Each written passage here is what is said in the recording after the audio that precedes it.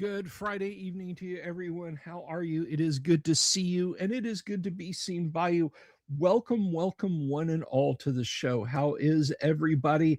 I'm glad you're here. Of course, I doing the welcoming and being glad about it, and the one and only Bill Sylvie, aka the Dungeon Delver, coming to you live, loud and clear from an undisclosed location somewhere in the swamps of sunny Central Florida. Hey, Mike Salopik, what's going on up there in Memphis? IWS Bull, John Collins, Ultra TTRPGer, Pseudo TPK, Ptolemicus, Blue Druid 13, Bob Jester, Advanced Fantasy Games, Doc Flamingo, Jack Lost Lore Scholar, my brother across the briny sea. How are you? Thank you very much for the 2 quid, the 2 bob, if you will. Thank you. Thank you. I really appreciate that. May I live long to delve deep and greedily. Well, I'm delving. I'm doing that. Daniel, Rowan, Stephen Kennedy, and there's so many more of you guys out there this Friday evening. Jorge Reeb, good to see you, buddy. It's been a minute. How you been? Vice Lake, Alabama. Or is that Alabama or Alaska? You'll have to let me know. Jake Krause, good to see you. Good to see you. Dagger 4192 out there. But anyway, hey guys, how you doing? Hope everybody is good. Dying Breed. Tonight's kind of a special episode. This is tonight's episode. I didn't really I didn't really push this in the description or anything like that. I suppose I should have I should have if I wanted more clicks, right? But tonight is the last oh, there goes my voice again. Tonight is the last Friday live stream for a good bit, and I'll tell you why. Next week is, of course, the GWOC, the Great Underground Online Gaming Convention. We are going to kick that off on Thursday. Okay. So we're going to do Monday, Tuesday, maybe a Wednesday show, but then Thursday, Friday, Saturday, and Sunday, I will be occupied. Guys, if you don't know what the GWOC is, I will talk to you guys all about it in just a little bit. But Voice of One, good to see you. Complex schedule at work this semester. I understand, dude. You're bringing English to the masses, and that's you know that's work in itself, my friend. But anyway, so yeah, Thursday, Friday, Saturday, Sunday of next weekend is the GWOC. The Delver is taking the following week off. The following week is vacation time for me. You guys will still get Delver's Dungeon content. I am going to have racked and stacked shorts and a couple of videos for the week. You guys will still see my smiling face. It will just be pre-recorded. I will not be doing live shows. I will not be live streaming. I will not be producing any videos on the spot unless, something happens like Gary Gygax rises from the grave and strangles strangles the CEO of Wizards of the Coast and reasserts TSR back in Lake Geneva. So barring something like that and me talking about it, then oh, hey, Russ, sorry. The way YouTube does the names with the numbers now, I can't keep track of things. But anyway, so yeah, so that is that is what's happening. And I'm just, I'm just gonna take some time off. I'm gonna be doing Bard Sound Lab. Good to see you. I'm gonna be doing Bill stuff, and so this Friday is the last Friday, and one of our Blade Runner Friday night gamers um, has had to step away because of reasons, and we wish him the absolute best. So he couldn't be here tonight. So I just said, you know what, I'm just gonna I'm just gonna relax tonight. I'm just gonna do a later chill stream and kick back and put my feet up. When we come back, Friday may be a little different. Not in that I won't be live streaming, or I'll move the time or anything like that. We may be playing something different. I'm not going to just drop the Blade Runner game on my players, but I think something maybe you guys might enjoy a little bit more, because I mean, yeah, it's my channel and I do what I want and all that jazz and Taz, but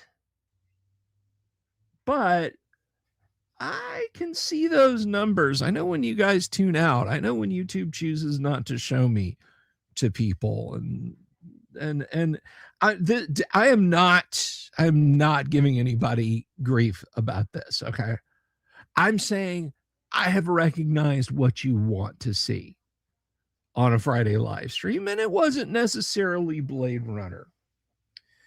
But that's just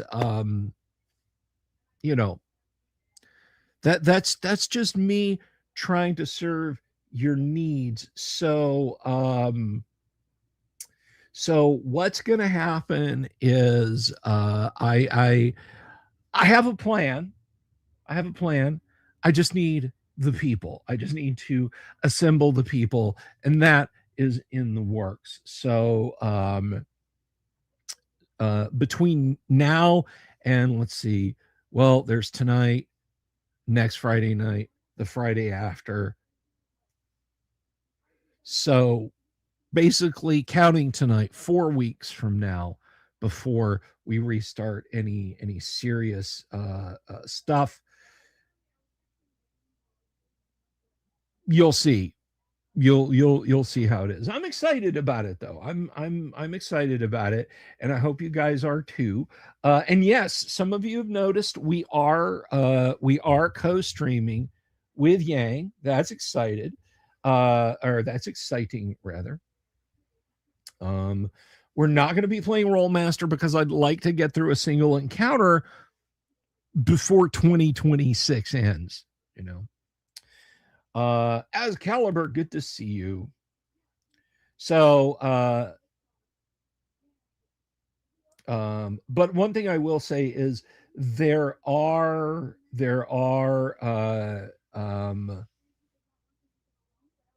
YouTube channels that do content out there on Rollmaster.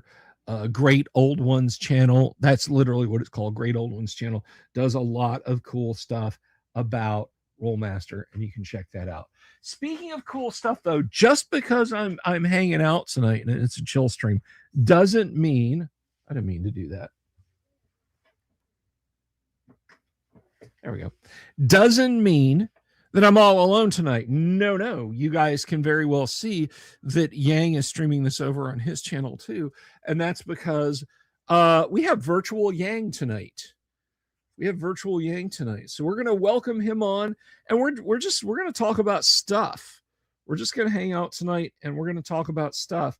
So everybody, put your handsies together and welcome my occasional gamer here. He's on here 2 nights a week, on Tuesdays and Fridays. He is 1/3 of the Nerd Council of Doom. You can find him at Yang Yanzhao 4, where he is streaming right now.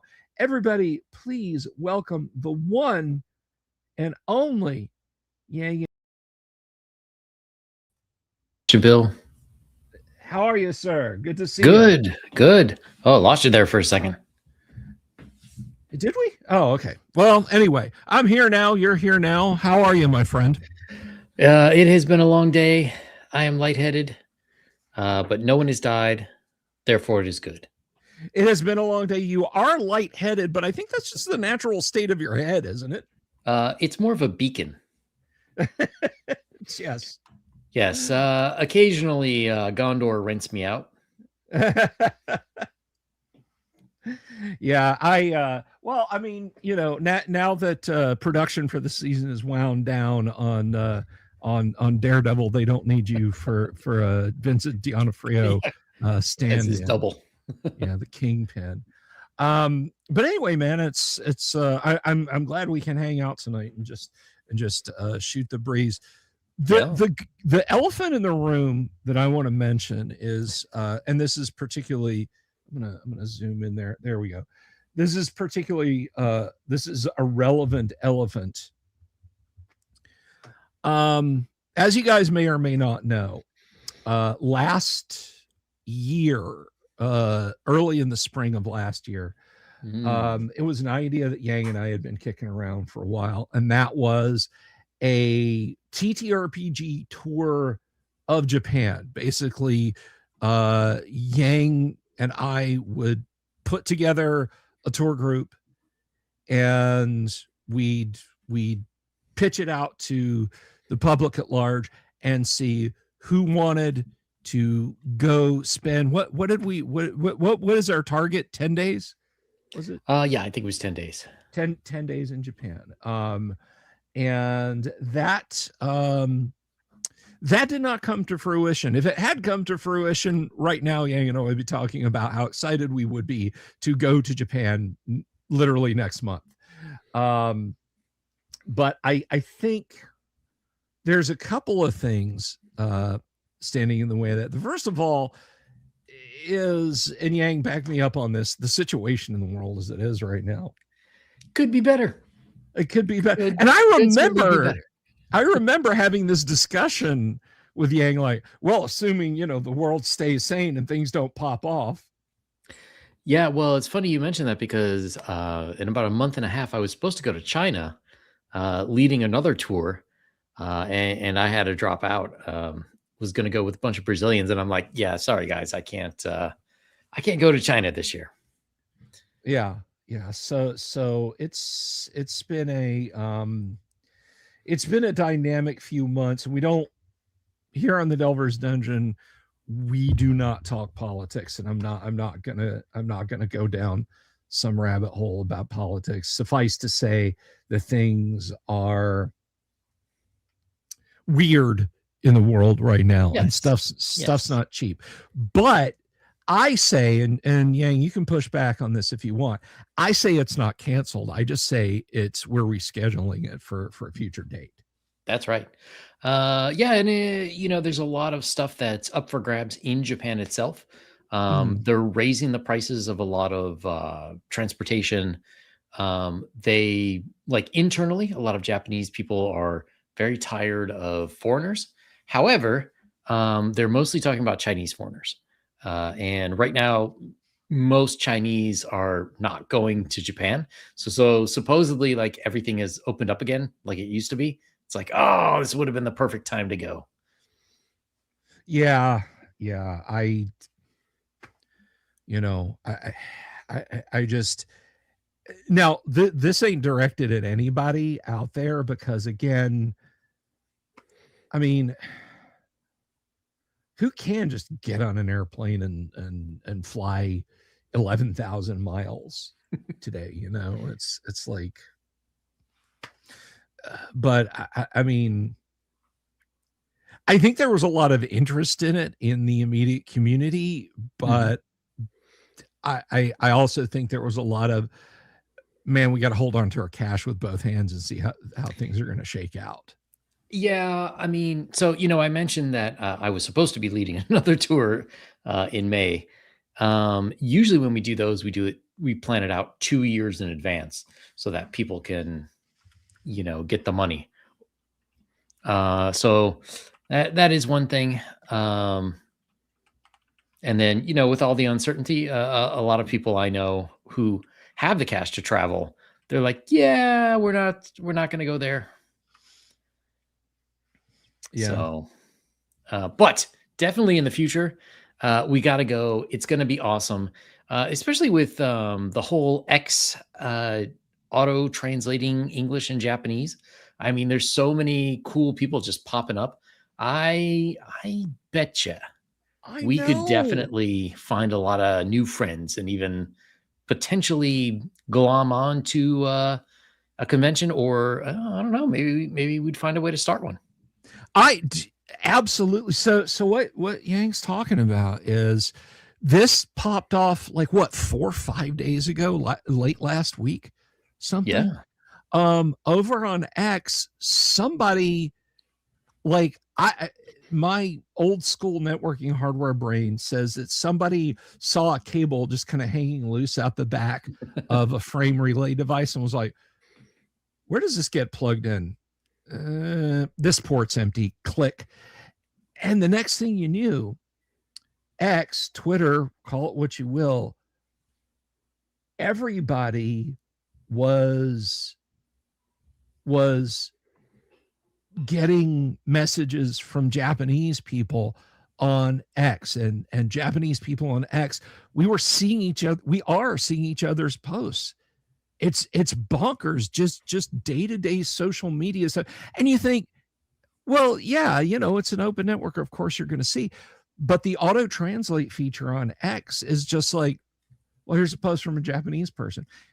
But I'm just going to auto translate it. So you're just going to see a post from a Japanese person and they're just going to see posts from American people. And so Yang and so it started out with barbecue posts. Was that the first ones you saw, Yang? Was barbecue posts? I first saw like different, I want to say like samurai posts and like people doing kendo and various sword stuffs over in Japan. That's the first one I noticed. As much as I love barbecue, I tend not to notice as much when when Americans are doing barbecue, but that did quickly pop up when Japanese were like fascinated with it. Yeah. So, and I was like, oh, that's kind of cute. Because you'll see something like that, like in the wild, you'll just see like one post go but it snowballed. It just more and more and more and more and more posts from Japan, not just talking about barbecue, not just talking about food, but about everything, just their day-to-day, like, oh yeah, I live in Tokyo. I've got 530 followers and I follow 300 people. And, my son was born yesterday. And this person turns around and here's 2,000 Americans saying congratulations to them. Beautiful child, congratulations. Hope mom and baby are just everything. And it has been this absolutely beautiful meeting of the minds. And now I already had, and this was one of the cool things about the trip that we're planning that's just got put off a little bit. I already knew some Japanese TTRPG folks over there. One guy actually took the Homebrew Witch class that I did, translated it to Japanese because he is in English. Or he does speak English. He's in English. He comes to Japanese or English. You got to look at him like this if you're Japanese, and then that if you're anyway. So he and I had talked a lot, and we were hoping maybe we could, meet up somehow if I was able to come to Japan. But he wasn't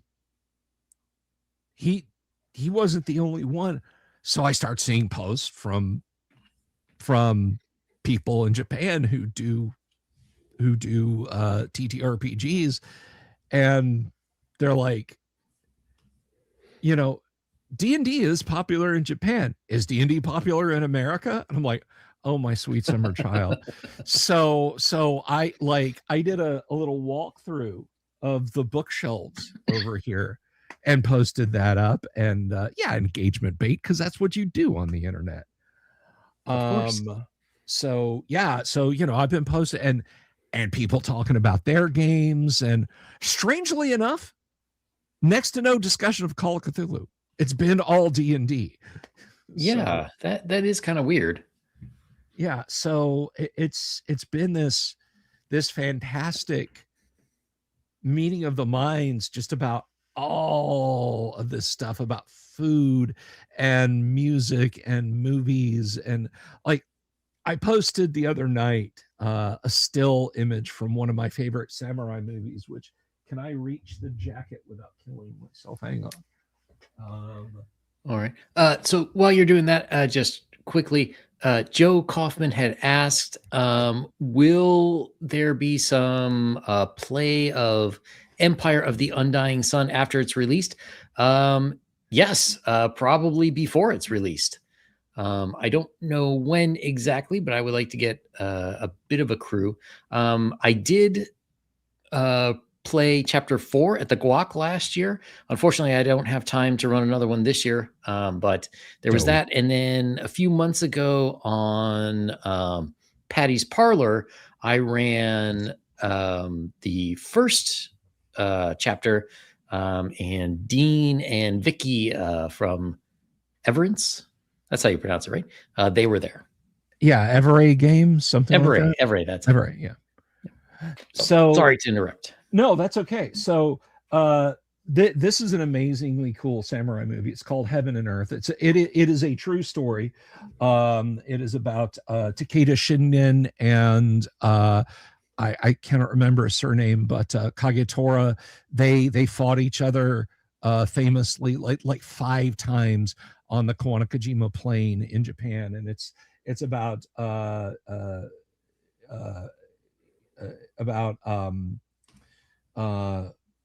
their rise to power and so on. And so I posted a picture of Kagetora, just a still from the movie where he's sitting there in his armor looking very grim, and I said, I was told this is where AD&D was being played. And yeah, this Japanese guy is like, oh, that's Kagetora. He's blah, blah, blah. Do you know about him? I'm like, yeah, I know about him. He fought Takeda Shingen 5 times on the Kawanakajima Plain back in this time period. And dude was just like over the moon that I knew who this guy was. So yes, pseudo TPK, Kagetora Usagi. Thank you. Thank you. So yeah, so it has been so cool meeting these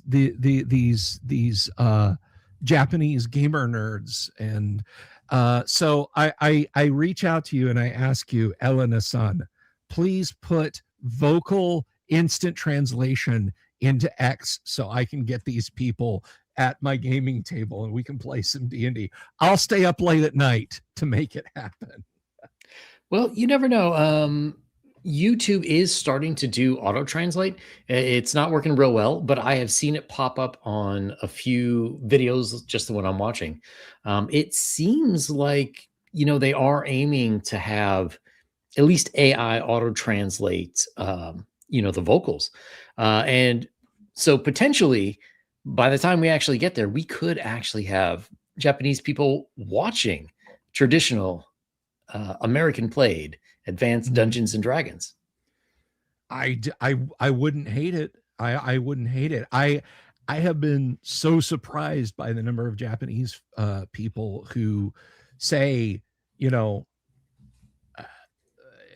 again, going back to jump, and I'm not going to dox him, but if you follow me on X, you'll see his posts occasionally in my feed. He's a swell guy, but he's got enough of a handle on English that he is translating first edition AD&D into Japanese, and there are Japanese folks. D&D's initial impact in Japan was Menser Basic, because the language is so simple that it just translates into Japanese. Normally, when you're talking about the verbiage of High Gygaxian, that's a little bit tougher, right? So they didn't really get first edition. They got Menser Basic, which whatever, but then they got second edition, which again, whatever, and then third edition and fourth edition all got official translations. I think fifth edition started to get official translations but Wizards of the Coast has stopped doing international translations except in like Romance languages. Yeah. Like if you speak Italian, French, German, or Spanish, you're good. Portuguese, Japanese, you're out of luck. Really? Seems like they would do Portuguese because it's very popular in Brazil. They even have a tabletop gaming day, a national tabletop gaming day. Why don't we have one of those? We're We where should. it's from. We're where it's from, man. I know it's lame. That my gosh. My gosh. Anyway. So Jake Krause says, impossible challenge. Try to translate Gygaxian prose to any Asian language. Yeah, right. Kind of. X has done a pretty good job, although I will say that I have seen certain things that like, I don't know, they don't translate as well. Like, you know, if we could be using casual swears in English that come off really harsh in Japanese, and sometimes they'll say things that you know, just sort of don't, like, very colloquial sayings that don't quite translate that well. But overall, I mean, it's perfectly intelligible. Yeah. Yeah. What? Yeah.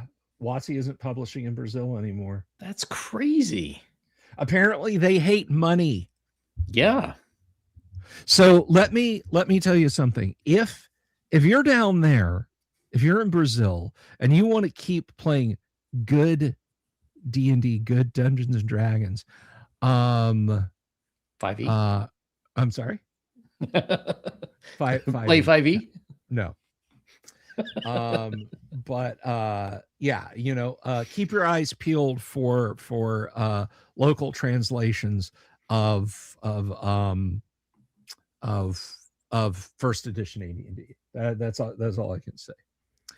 I do know a lot of people down there who do play. I'm not sure what version they play, but you know, they get together, like, and it's not like I know 3 people. I know, you know, probably more than 20 people down there who play on a somewhat regular basis. Yeah. And one of the first TTRPG quote unquote horror stories that I ever heard. And it's not so much a horror story as it's a no shit there I was story. Came from Brazil. It was like the first time I ever heard about tabletop play in a foreign country, and it was actually a cyberpunk game. Ooh. And it is okay. So full confession time. I worked at a shopping mall in the 90s. I've talked about this before. This is no great secret about me. I worked at a shopping mall in a touristy part of Orlando in the 90s, and I worked in a record store, and we were inundated with Brazilian tourists from mid-spring to the end of summer. Mm-hmm. And I can absolutely believe the story that I read. This should be easy to Google up because this merits discussing. Let's see.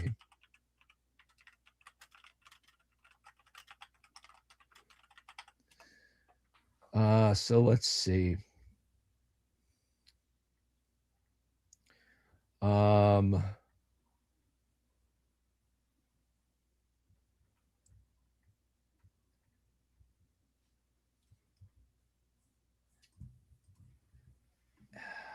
Come on, this is really this should literally be the first hit that I find looking for this, the story of Brazil. So I'll keep looking a little bit more. But anyway, so this guy, he talks about he was running a Cyberpunk 2020 game back in the 90s in a video game and video store in Brazil because independent RPG shops were apparently not a thing, at least at that point, or they were rare. I don't know. I don't know. So a guy that had watched him play a few times and was interested in role playing comes up and says, I told my cousin about what you do, and he and some friends are fascinated and they would like to come to your game tomorrow night. And he said, oh, well, my game's not tomorrow night. It's next, whenever it was, 2 weeks from now. And the guy kind of got sort of anxious and said, I told him you'd be here tomorrow night, and it's really important that you come here tomorrow night. And so he's like, oh, okay, I think I can make time to do that. So he shows up at the shop, and like the next thing he knows, like the shop owner closes the place. Like literally, like it's now a private club, because the equivalent of 4 or 5 Brazilian vice cops show up. Oh. And they are apparently dressed to the Miami Vice 9s. They've got semi-autos and shoulder holsters. They've got their girlfriends with them who are probably just call girls. They're breaking, like, you know the rule about TTRPGs, you bring snacks, right? Their snacks are like bottles of whiskey. Like they're like breaking out bottles of whiskey, and somebody that just like, according to the story, just like somehow glasses full of chunks of ice appear, that sort of thing. And yeah, one of the guys has like this knuckle duster knife combo in a chest sheath, and he's like, we're here to play the game of dices. And the guy is just like terrified out of his mind, because it's all gold teeth, it's all gold jewelry and everything. And I am made to understand that police of a certain ranking, I am not making a blanket statement here. I am not. I know as Caliber, you're out there, and I'm not, dude. This is not me shitting on Brazil. This is what I was told, that police of a certain rank, it's less, hey, you serve the public trust and uphold the law, more, we do what we want, and fuck you because we're the cops, and you try and do something about it. So it's not exactly like, oh, thank God there's a policeman. It's like, do I have the equivalent of $20 to give to this guy so he'll let me keep walking down the street to get to my house without getting hassled, right? Again, if that's not true, if that's just made up BS and they're no different from the police anywhere else in the industrialized Western world, I am not looking to promulgate negative stereotypes. But these guys are apparently like he explains the concept of role-playing games, and they more or less get it, but they're also more interested in basically taking the video games and adult magazines that they want from the store and stacking them up to take them when they leave, not sure, not really paying attention to him. So he figures the best thing he can do at this point is just kind of arrange a shootout in the game. And so it just kind of becomes a combat arena scenario, and they do it, and these guys had an absolute blast, and there were back slaps and they thanked him, they shook his hand, and they left. And the guy telling the story relates, he said, I have never been so terrified in my entire life as I was for like that 2-hour period. But they were really chill, but I was really, really terrified while we were playing Cyberpunk that it was actually going to turn into real life Cyberpunk. So that was one of the first TTRPG horror stories I ever heard, was about dudes playing Cyberpunk in Brazil. If that happened to you, would you institute death saving throws if one of their characters took one to the dome, so to speak? If that happened to me and one of their characters took one to the dome, I'd say, you laugh as the bullet bounces off and does minimal damage. What do you do in this round? You now have a very handsome scar that goes with the other handsome scars you have. You Very know, nice. you can you grab up and take the bullet, and you'll get that gold. You'll get that coated with gold to wear as a piece of jewelry as a trophy after this. So I what about Yang? You've been down there a bunch of times. Does any of Yes. that ring true? Does any of that strike Uh, you remotely close to home? that could very well be a true story. I never really saw anything like that. I got my best friend is from Rio de Janeiro, and we got basically extorted for money in his car one time. But I have never seen from the cops, extorted from the cops. Mm. I have never seen that kind of thing before. But it wouldn't surprise me. My friend's father used to be a cop. He used to work in internal affairs, and the way he says it, it's like he had to walk the tightrope between pretending to investigate corruption and never actually finding anything because he didn't want his family to die. Mm. Yeah. And then he Now, quit and started a laundry business. probably the safer bet. Yeah. My wife's grandfather, I never met the man. But my wife's grandfather uh was in the oil business in Venezuela in the 50s. Ooh, And nice. Good time. this was the basically Venezuela was owned by Shell and Standard. Mhm. It was the South American Republic of Shell and Standard Oil, period, full stop. But as a matter of course, when he was in the United States, he would go, just to a stationery store or something like that, and just load up on pen knives Mhm. and folding knives. Just at the time, we're talking like 75-cent, $1, $2 keychain knives, Yeah, yeah. and like put them on a little bracelet or something like that. And when they would drive through cities, or if they were going driving city to city, as a matter of course, he just kept one sitting right up on the dashboard, because they were obviously Anglo. They were going to get pulled over, and he could hand that, just like, because he knew the cop was going to come over and say, "Oh, that's a nice looking knife. Where did you get that knife?" "Well, I got this knife in Miami." "Oh, really? That's nice. Would you like this knife?" "I don't need this knife." "Well, thank you very much. Listen, your papers seem to be in order. Have a nice day. Thank you." And so for the price of, I guess today it would be the equivalent of probably like 20-30 bucks, you could not get hassled. Yeah, and I mean that's the thing that a lot of Americans don't understand, is that story that you described is not the exception. That is the rule for most of the world. Yeah. Um, Yeah. No, it really is. That there's a story. I was listening. I was driving actually to a role playing game. There's the role playing game content. And there was an American pastor. This was in the mid 1990s, after the thaw, before things really started going south in Russia.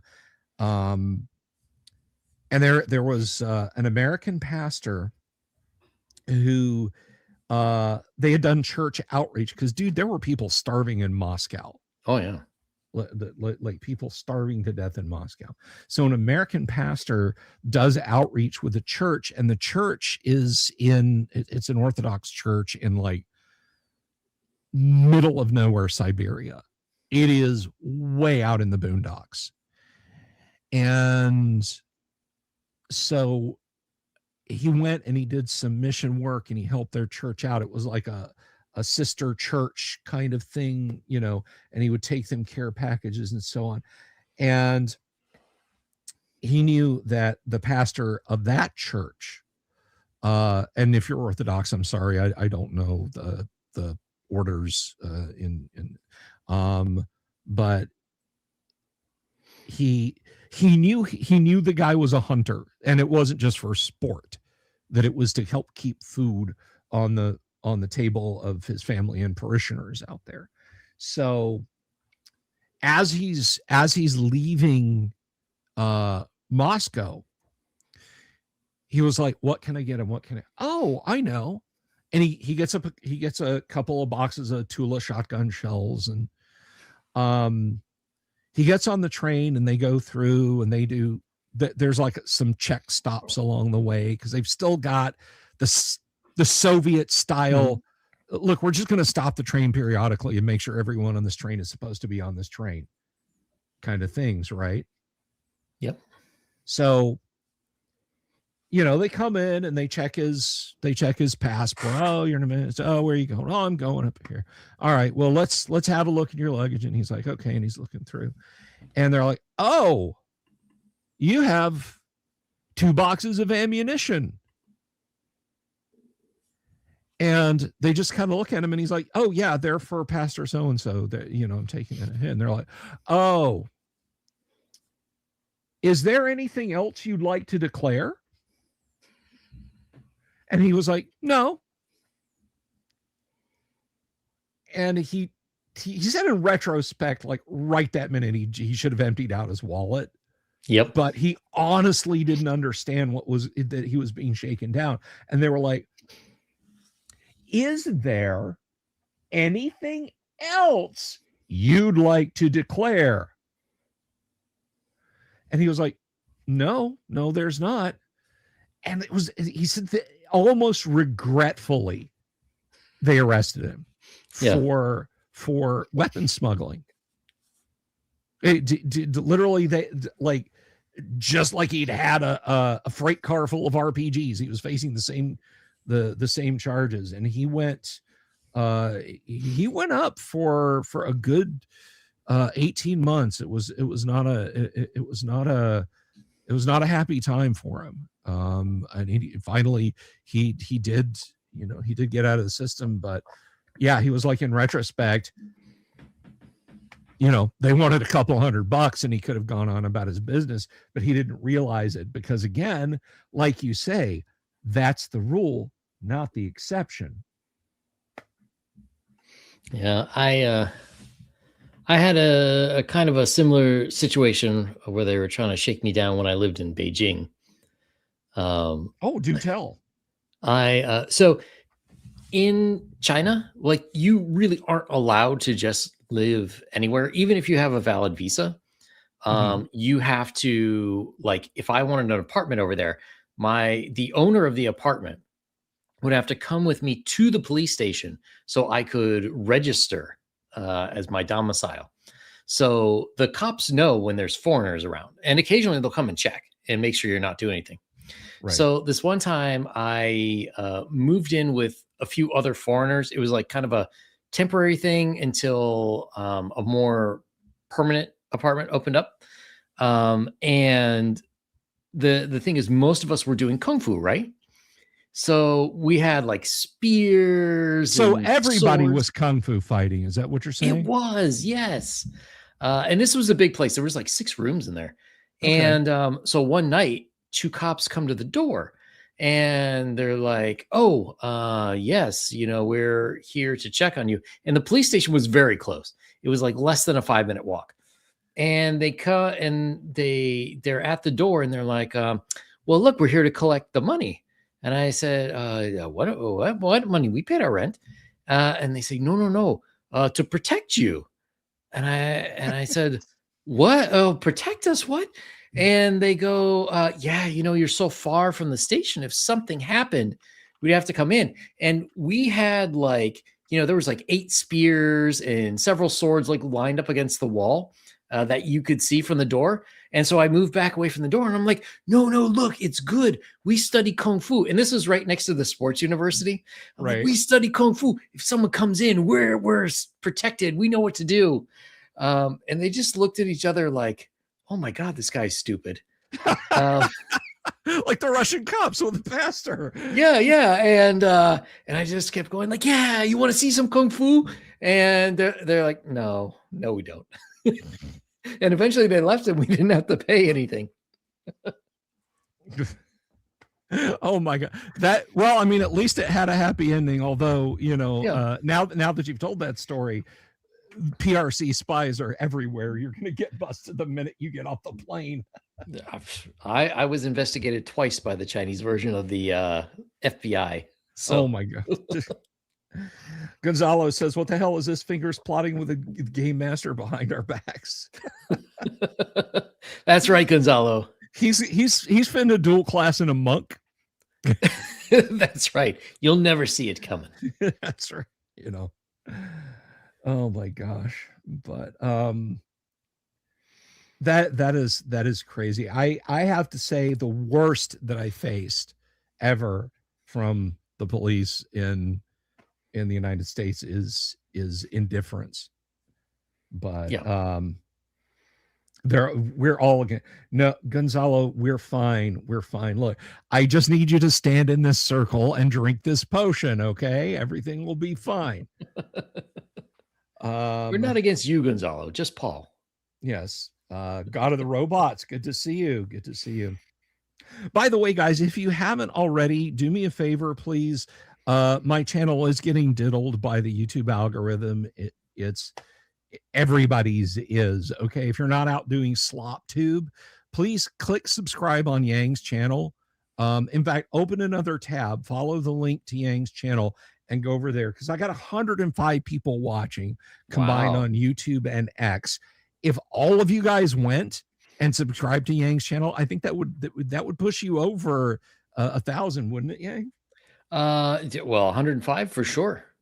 Yeah. So if guys, YouTube allows it, please, yeah. If YouTube will let it happen.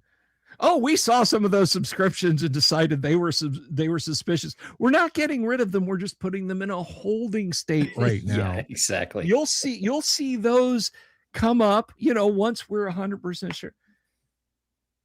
Oh my God. Yes, that's right, Michael. Monetize Yang.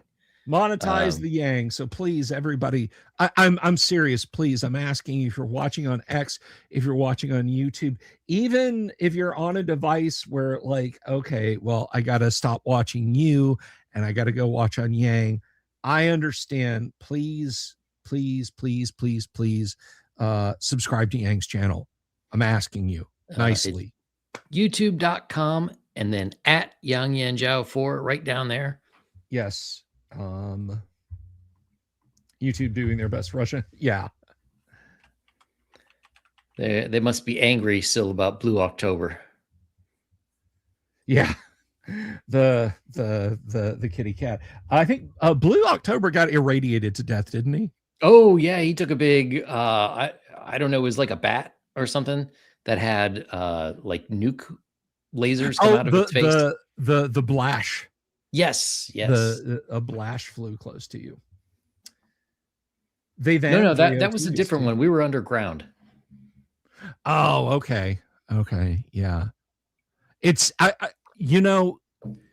the casualty rate in Gamma World 1E was so off the hook. Yes. It was so off the hook. And like anybody that thinks, like, when Kevin, I hope you're doing well, Kevin. I hope you're out there doing.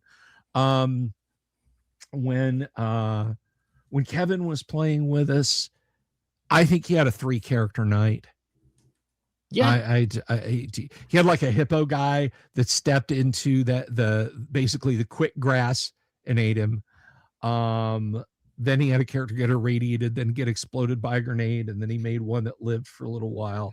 It just went on and on and on and on and on. And I wasn't like, as a Gamma World GM, you don't have to target players. They just die. The whole world is insanely deadly to the point that you don't want to go out your front door. Yeah. I mean, after we took over that Albuquerque spaceport, I didn't want to leave. It's like, no, we'll just stay here. It's fine. No, yeah. I mean, even with the Starship landing and its reactor overloading, that was like kilometers away from where you guys were. Albuquerque spaceport's where it's at. Justice for Bogo Jorts. That was Kevin's alive. He popped in and said hi on Doom stream yesterday. Oh, that's nice. Oh, nice. Very good. I think Bogo is still on that car somewhere tied to the hood.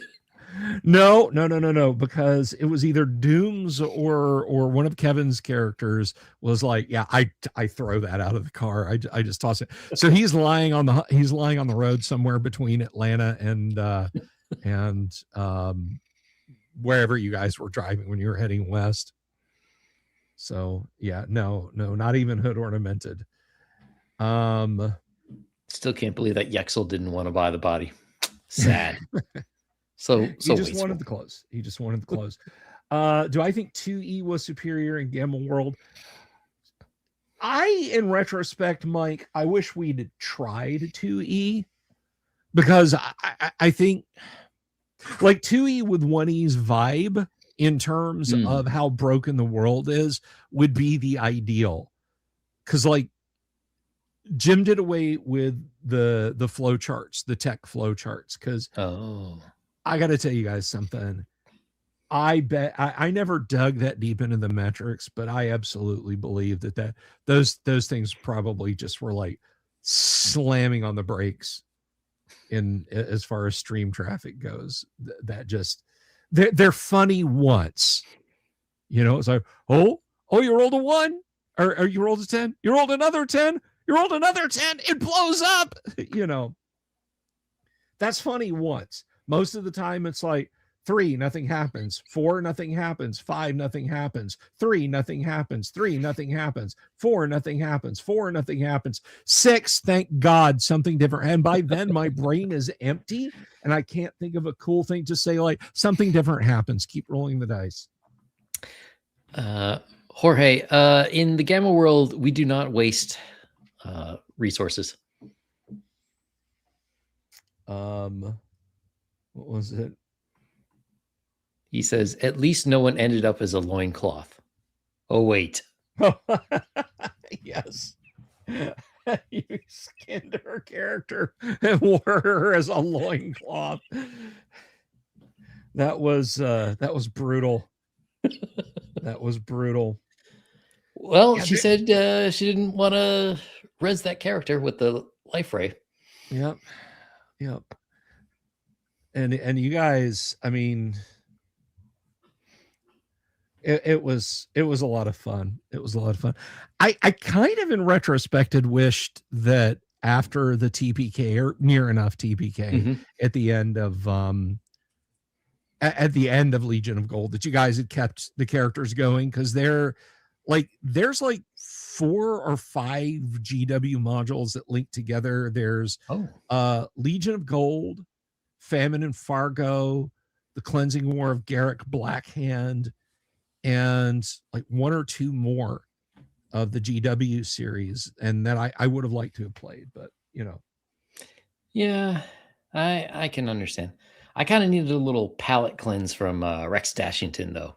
He was like, I don't like playing exactly the same character, so I got to play original, like sort of heroic good guy Rex, and I got to play evil Rex, and then I was down to like cheap Chinese knockoff Rex.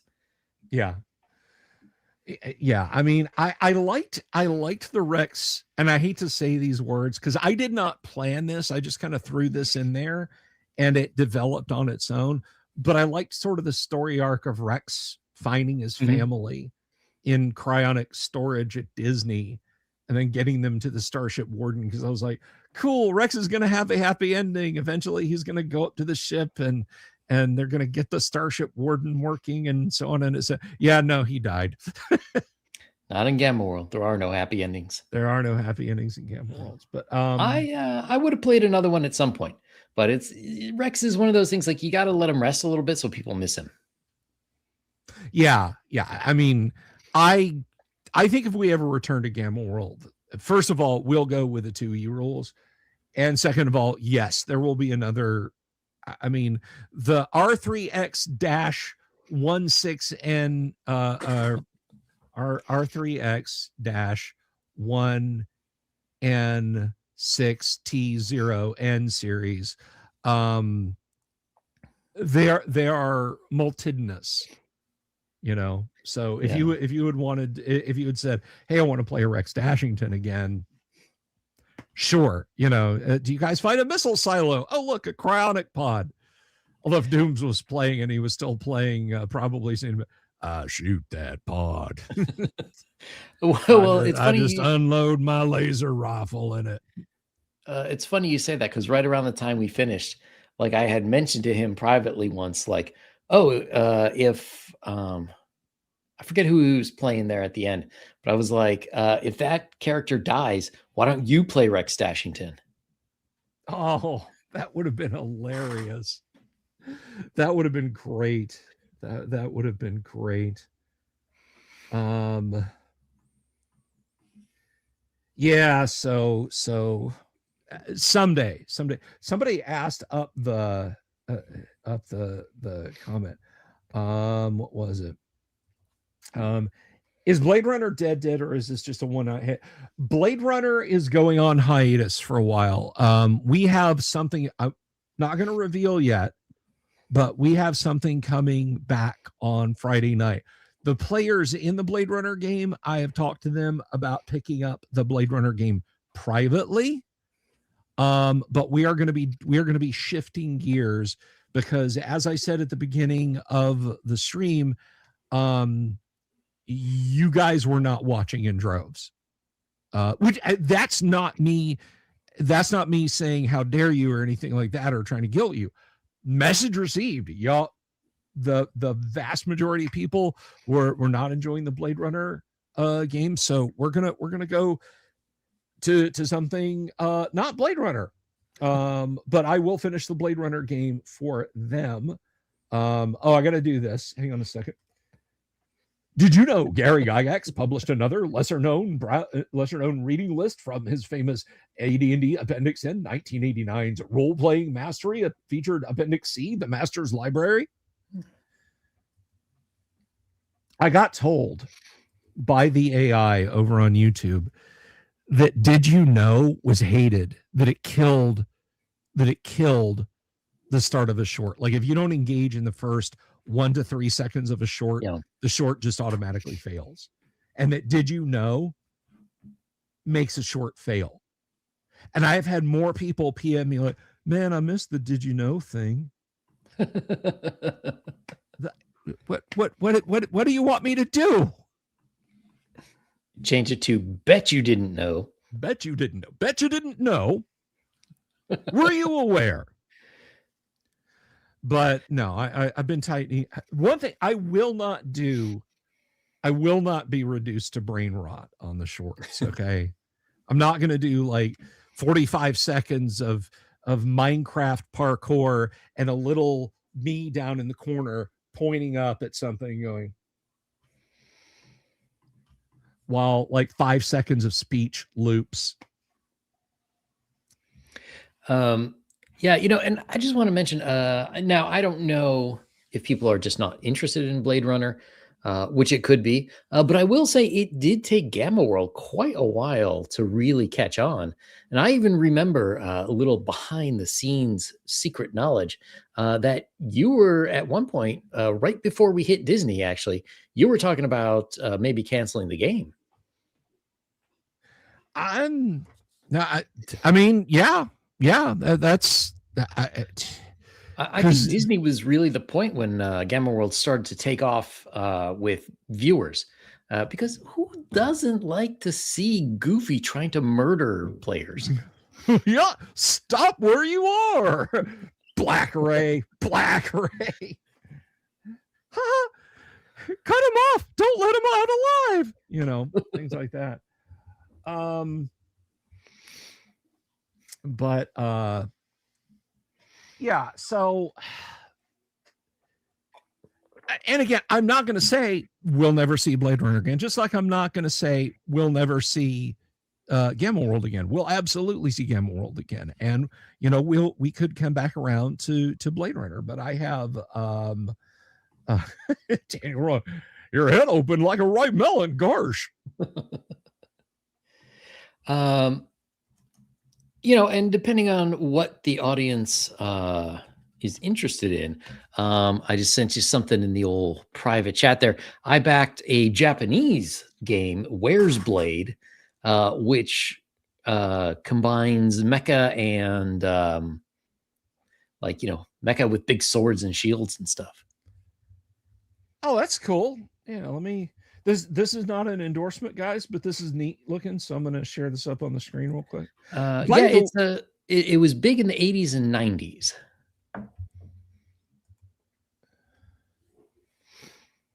This is long since done, but they said it's shipping soon. Oh, cool. Oh yeah, I see that. Okay.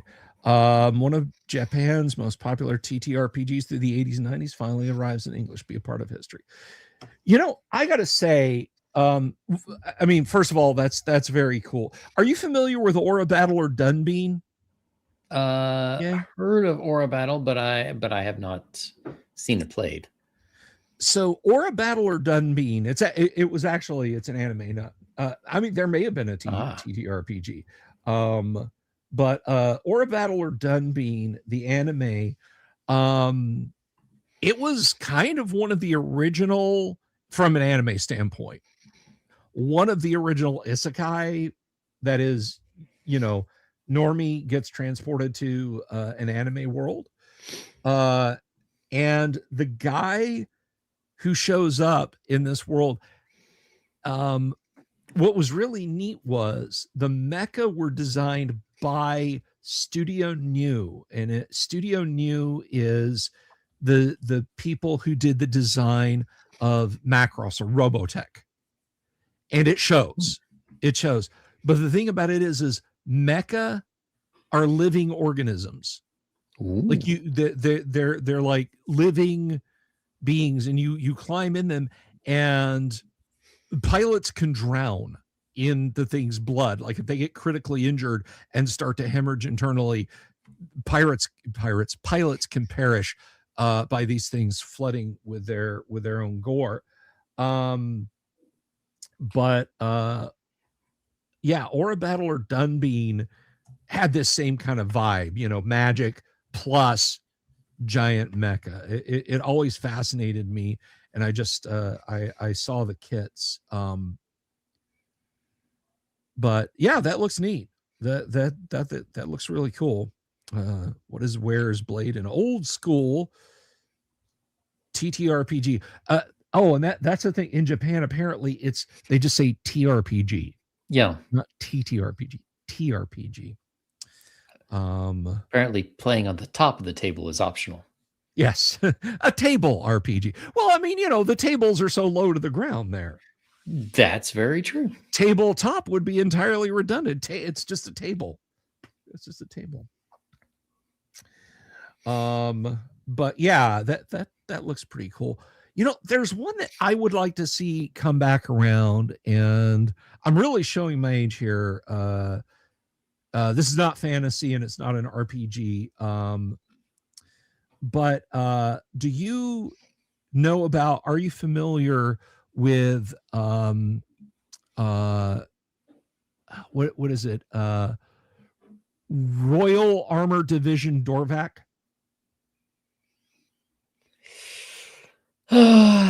It sounds like any number of animes. So I'm not sure. The plot is any number of enemies. But basically, what Royal Armor Division Dorvac is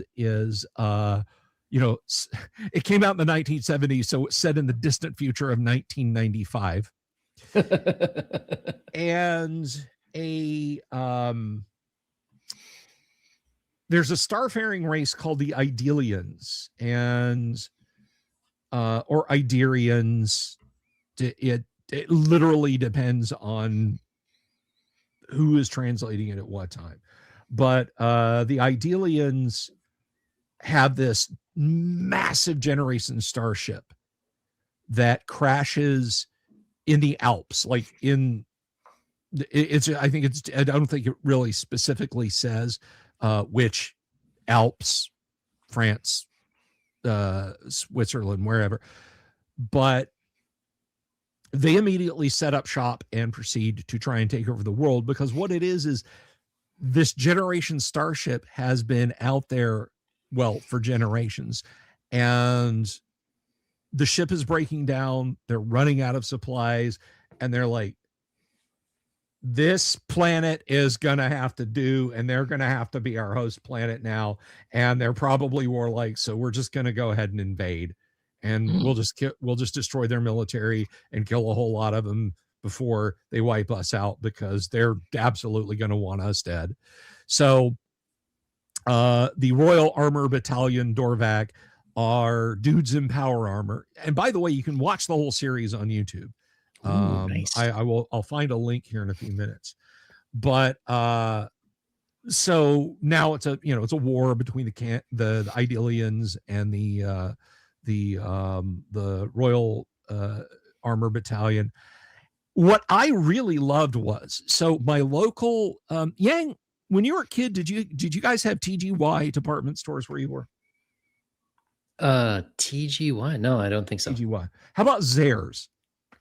Zehrs, yes. Okay. So TGY was basically a step down from Zehrs. Oh, it was the same company. So it's like, okay, we've got overstock, we're sending it to TGY. A lot of people think Zehrs and TGY are gone, but if you have an Ames or a Bell's, that's the same company. They literally just got rid of those brands, so they're still out there. I got a lot of D&D stuff. I got like at least 3 or 4 D&D books at our local TGY, but I bought a bunch of Dorvac power armor model kits, and they were badass. I had never seen models that you could put together and then play with. Oh, like cool. you built a model kit and you hung it from the roof, or you set it on a shelf, right? Like that was it. But this was the first time I'd ever seen like the soft ball joints and stuff, so you could pose them how you wanted to, and as long as you weren't super rough with them. I was like, these are really cool. I couldn't read Japanese. I didn't know. I didn't know what they were. So I would buy, the kits were like $5, and I would buy one whenever we got there. I had a fairly impressive collection. And then, I grew up and I was like, well, if I ever want, if I ever get the itch to get that again, I'll grab them. But Guns Sengo was the company that made them. And the TV show didn't really catch fire in Japan. I think the only reason that Zehrs had it was because everything giant robot was big. That was when Transformers were hitting, when Robotech was hitting. So they were just like, just buy Japanese model kits and send them to us. Kids love these things. I remember when Robotech was big, I had a model kit of the Beta Fighter that actually transformed. Oh, that's cool. So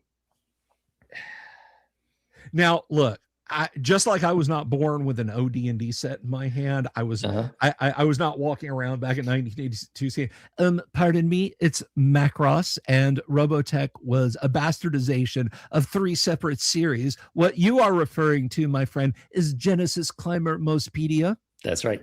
I was not doing that, but was the was the one that you had from Macross, or was it from one of the other series that they kind of bolted together? No, I think they rebranded it as Robotech. Okay. Now I could be wrong, because that was, like 40 years ago. So I don't remember that well. Yeah. And it sucked because I always wanted more. I wanted to get like the motorcycle and the Alpha Fighter and the various other mechs, but part of it was I was very young, and it was not my birthday or Christmas, so I did not get another one. And then Robotech kind of came and went, and Macross was in the dustbin of American history at that point. Yeah. It kind of came and went. So anyway, if anyone is interested in watching Dorvac and you want to see these mecha, and I get it if you're like, oh, giant robots are silly. One of the things that drew me to I just put the link in the chat that drew me to Special Armored Battalion Dorvac, Special Armored Battalion Dorvac, was the practicality of the power armor. Like, I literally, when I saw the power armor suits in that game, that became like, it's like a year later I read Starship Troopers for the first time, and I was like, that's what they look like. That's my visual reference for what Starship Troopers looks like, which I did not know at the time, but right around the same time Special Armored Battalion Dorvac was rolling out in Japan, there was also a Starship Troopers anime. Oh, in Japan, yes, and that is also on YouTube, either in its entirety or almost in its entirety. Let me see. Oh, that's not what I wanted to do. Let me see if I can find a picture. I've always liked practical looking mecha powered armor. I've showed it off before, but I've got a Machine and Krieger kit up here. I know you know Machine and Krieger, Yang, if nothing else, yes, from me talking about it on the show. So yeah, it scratches that same itch, and I'm going to find something here. And unfortunately, because Gun Sangyo is no more, that means the powered armor kits are pretty much unobtainium, which is a shame. Yeah. Oh man, you would be shocked to see how much the stuff goes for over there right now. I mean, it's just crazy. Like I got just Bodycoon. I got this years ago over here, and it was like $25-$30 on Amazon. And then these things, ooh, nice. Yeah, right. Something like this size, like actually this one, I think I saw the exact same one when I was in Japan a couple of years ago, and it's like $80 or $90 now. I can absolutely just for this. If you want like, real good mech or something, like you could easily lay down $200-$300. And that's like 2 Christmases ago. I was so crestfallen. I have a VF1 Super Strike Valkyrie kit up there that I need to put together. And I mean, I put it on my Christmas list. I really wanted it. It cost a mint. It didn't get here till like the day after Christmas. And the good people at Amazon put it in a poly bag, and it obviously got a hole kicked in it. Ooh. So the box is dented, the box is torn. And but yeah, Macross toys are just stupid expensive to import, and it's because there's a huge licensing disagreement over who owns what of the Macross properties. It's kind of part of why. I mean, it's separate, but it is similar to what happened with Robotech, Macross Toys, and BattleTech here in the States. I'm sure you know about that nightmare. Yep. Yeah. Oh yeah. This is basically, just real quick for our audience members who don't, when Jordan Weisman and his dad went to Japan and they saw Macross and how big it was in the late 1970s, they were like, that's our next property. We don't want to get into the alien stuff, but God, those designs are beautiful. And so they came to the States and they tried to find who had license to do it. And they talked to this company called 20th Century Imports, and they're like, are you guys the licensed distributor of this Macross in the United States? And 20th Century Imports was like, as long as you don't have any follow-up questions, yes, we are. So 20th Century Imports basically licensed to FASA a whole bunch of giant robot designs. The Warhammer, the Rifleman, the Marauder, the Archer, the Ost pods, the some of the tanks, some of the jet fighters. And it turns out when they said, yes, we have a license. It was only to import and sell kits in American printed boxes in the United States. Meanwhile, here's Kevin Shimbeda going straight to the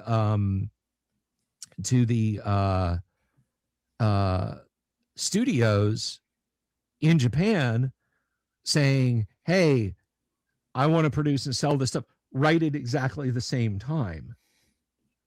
So when he got back and starts putting out the role-playing game, here's FASA putting out the tactical game and then their own role-playing game. And then there was a whole huge legal snarl with Playmates Toys, with FASA, with Palladium and Harmony Gold, and it was just a nightmare. So that's kind of part of the reason why. What line was that figure from you held up, Yang? This guy? Yeah. No, this guy is just Body Kun. See, it's funny because they were selling this as like an artist aid because it's like every joint is fairly realistic in terms of, you know, how you can pose it, unlike most dolls, and it's still relatively human form. Like he's got a 6-pack and most of the features are there. And there's a female version I have around here somewhere too. But I saw this at one of the stores in Akihabara, and it was like $80 or $90 US worth. But then they had a Valkyrie that was in robot mode with, like, when it had the extra armor with the extra missiles on it. Yeah. And it was this size, and that was like $120. No, I can absolutely believe it. And that it's crazy.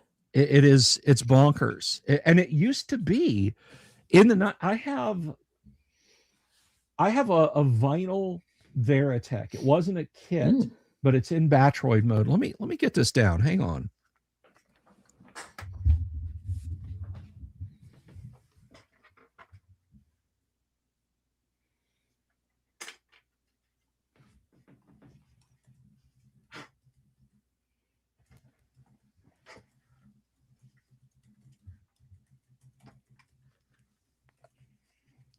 I bought this guy at a comic store. Let me do a jump zoom here. Oh, I am jump zoomed in. I bought this guy at a comic store in the 90s for, I think, either $19.99 or $24.99. It was not expensive. Mm-hmm. And I never thought about it. I thought, how cool would it be to have an armored Valkyrie? How cool would it be to have one in Guardian mode or fighter mode back, 8-10 years ago? And that's when I fell down the rabbit hole of, good Lord, what happened to Macross imported in the United States? Because something like this is now north of $100. Yeah. It's insane. Even over in Japan, probably about, let's see, I lived there. So it was about 20 years ago. I bought a YF-21 from Macross Plus. Oh, and it nice. it was bigger than that. It was, I don't know how tall it was, but it was like, I don't know, like this big. And it fully transformable and everything. And it only cost me about like $40 or $50 at the time. Wow. Do you still have it? No, I gave it to someone, actually. Oh. Well, I hope it makes them happy. It was actually Ishii. Oh, he gave it to Ishii. Well, I know it'll make him happy. I know it'll make Ishii very happy. It's not going to get dynamited with M80s or fall off a shelf 6 times, clumsily glued back together and then thrown away in a couple of years. That will probably go into Ishii's crypt with him. So Michael Dale has a question. Don't the Japanese make more comparatively? I know when I lived in Hawaii, there was local prices, tourist prices, and obscene Japanese tourist prices. No, they make considerably less. I think the average Japanese earning right now is like under the equivalent of 30,000 US for the average salary. Wow. If you're making like $4,000 US a month, you're doing pretty well, and women are starting to look at you. So it used to be when the yen was much stronger against the dollar, that they kind of did. But also, you have to remember in Japan, like people don't have houses that are as big as ours. So like you don't need like two sofas in your house or like eight TVs or like stuff like we stuff our homes through. Um, and also they're like Japanese people are often like super duper cheap in real lives. Like they're frugal to the max in general. But they would spend money on something like a trip. And one thing I didn't realize until I went to Guam from Japan because I had to do a visa run. I had to go out of the country and come back in. And I learned that they had like one of these outlet malls on Guam with all these brand names. It was actually cheaper for the Japanese people to take a flight to Guam, spend a week there, go shopping for their Louis Vuitton bags, and go back to Japan than it would be to buy that same Louis Vuitton bag in Japan. I can believe it. I can absolutely believe it. I'm trying to get my. There we go. I got him to stand up. Oh, gosh. Take care, Bob. We'll see you. Oh, see you, Bob. The owl bear's after him. No, I can absolutely believe the financial situation like that. So Michael also asks, why do you suppose prices are so high there? Imports? Yeah. So one thing is a lot of stuff is imported, but the other thing is the Japanese government taxes the crap out of everything that Japanese people can make, but is imported. So like you could easily spend $100 for a watermelon because they won't let cheaper watermelons be imported. And the watermelons you get are like super perfect, and sometimes they're square, and they taste delicious. But you couldn't get one that's not quite ripe. Like it's almost impossible to buy. But bananas are very cheap because they don't grow bananas anywhere in Japan. And it's like the same thing with cars. At the time, like there were Ford dealerships there, but they were the tariffs were immense. I remember at the time, I think like Harley Davidson would be like 20 grand in the US. Over in Japan, they would start at 60 grand US. So that a lot of it's protectionism. I don't know. Their whole economy is pretty wonky right now. I distinctly remember we had a speaker come in. There was a our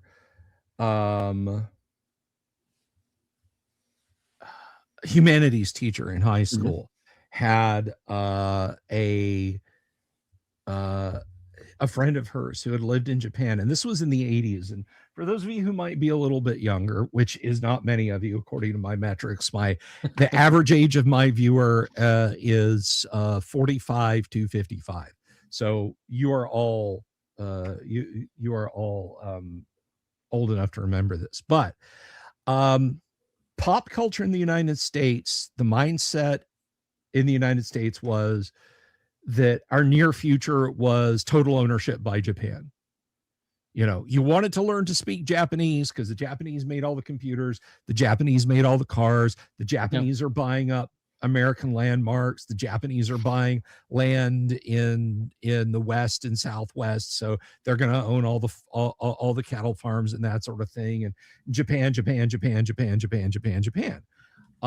which is fine. That's whatever, that's cool. But people just were completely blackpilled on that, like, okay, well, it's all over, and we're a has-been country. What we didn't realize was that all Japan's money was coming from Japan's government, and Japan's government was basically running at negative interest rates. Yeah. And in like 1990, all of those bills started coming due. All of those bills started coming due.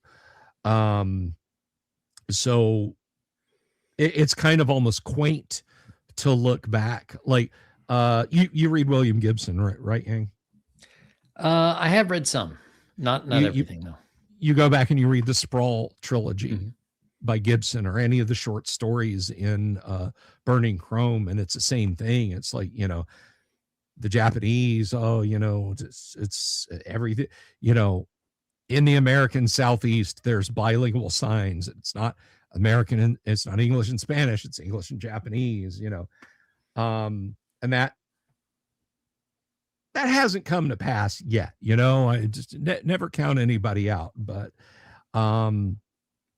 yeah, as it turns out, our economy was a lot more resilient, and theirs wasn't. And I'm not making fun. I'm not insulting. This isn't a call out. That's just kind of how it actually shook out. So make of that what you will. But Mike says, all this Macross talks make me think of that line from Super Troopers praising the goodness that is Afghanistan. What? Afghanistanimation. I'm emotionally 15, maybe. Yeah, I think that's true of all of us.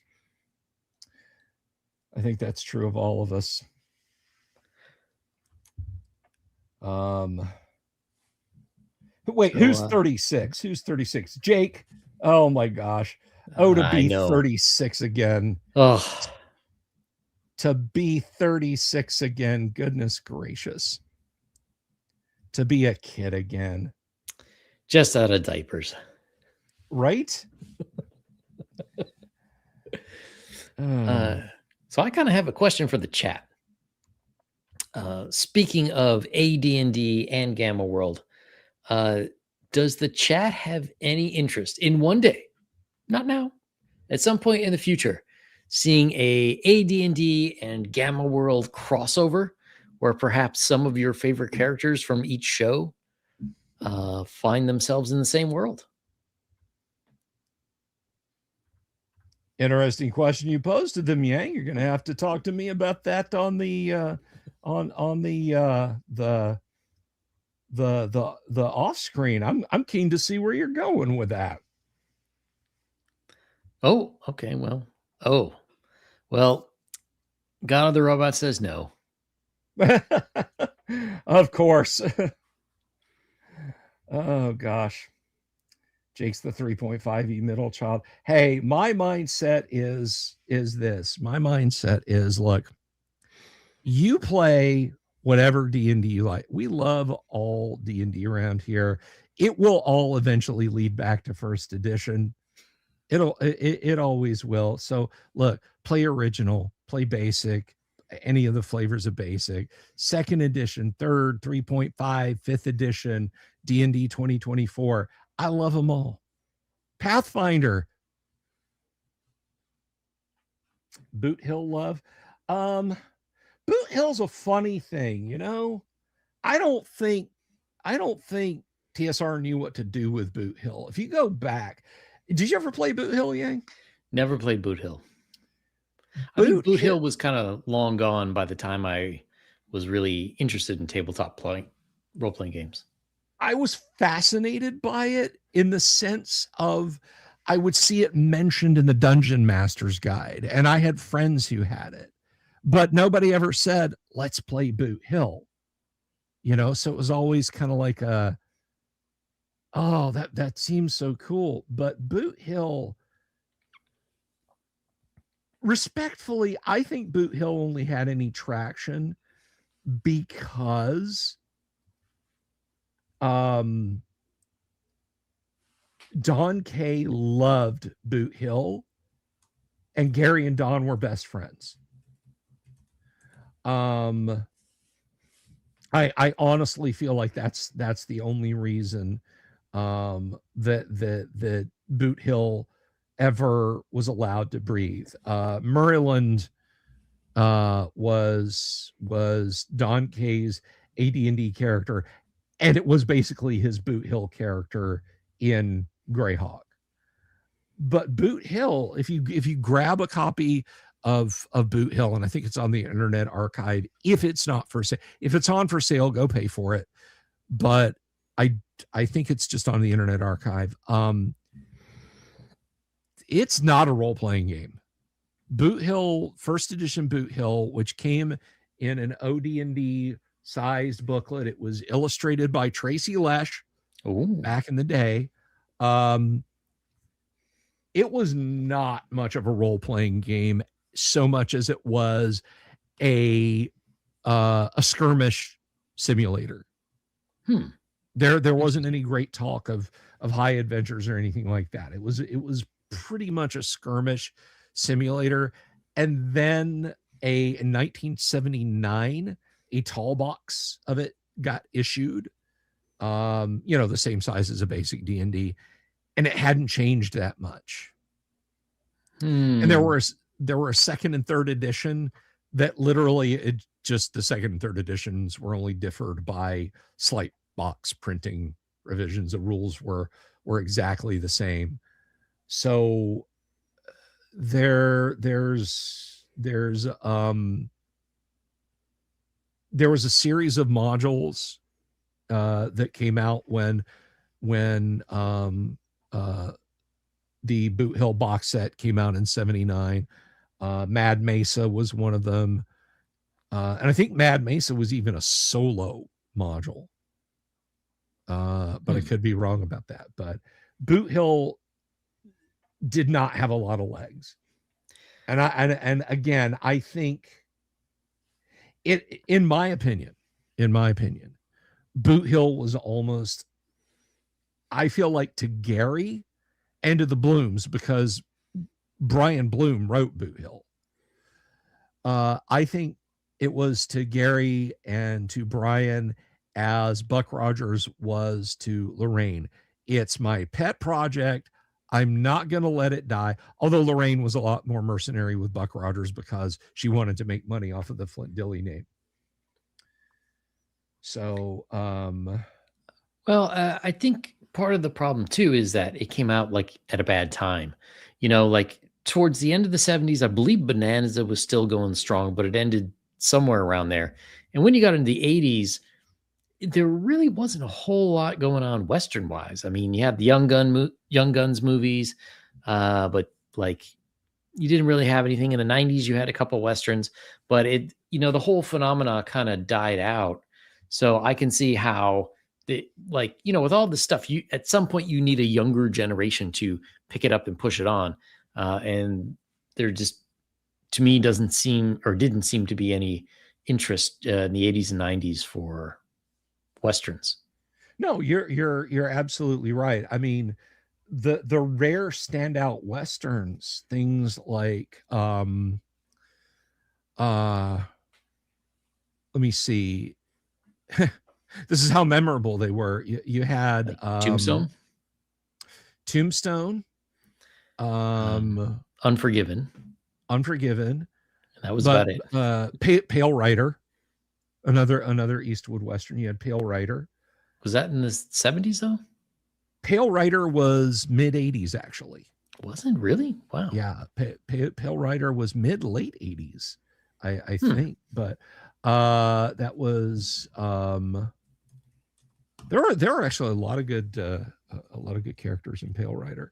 A lot of good character actors. The late Chris Penn was in Pale Rider. Who else was in that? I picture the guy. It's not Powers Booth, Bill. It's Michael Moriarty was in it. Michael Moriarty was in it, supporting role. But yeah.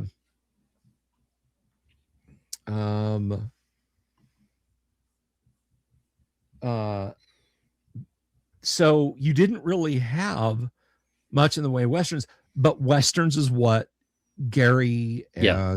and Don and the Blooms and everyone else at TSR grew up before Western fatigue hit. You know, Yep. it was like, what Western do you want to go see today? You know, it was John Wayne, that sort of thing. John Wayne could still put butts in seats Western wise. He had what was it in the 70s? He had I think Rooster Cogburn and the Lady was a 70s Western. The Cowboys. But yeah, Pale Rider 1985. Thank you. Yeah. Right in the middle of the decade. But the point remains, nobody gave a shit about Westerns. Nobody did.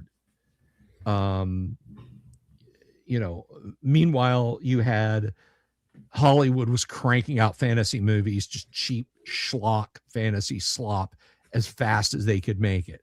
Conan the Barbarian comic books were doing gangbusters. Yep. You know, you had Excalibur, you'd had a stab at the Lord of the Rings, the Hobbit, Legend. fantasy legend, you know, what was there it? Was like Deathstalker and Krull and Deathstalker, Krull, all the good Willow, ones. Beastmaster. Beastmaster. 1 through 3. Yes. I prefer 1 and 3. I thought the second lacked the emotional resonance of the first and third. You had what else? We said Legend. It's right on the tip of my tongue. Princess Bride. Lady Hawk. Oh, yeah. Lady Hawk. Oh yeah. Oh, and there was the Red Sonja movie. There was a Red Sonja movie. There absolutely was a Red Sonja movie. And I still maintain that Conan the Barbarian 2, the Conan the Destroyer, is possibly the best D&D movie ever made. It is a D&D party doing D&D things in a D&D dungeon. It is a D&D movie. Krill, Warrior King. I don't know. That's a little small to be a Warrior King, isn't he? There, Agile Monk. They were all schlocky. Daniel Rowan. They were all schlocky. Good times. Okay, so we talked about this a little bit on the Nerd Council of Doom, and I don't want to step on our own tails, but how do you feel about the Conan the King finally getting made, Yang? I don't know.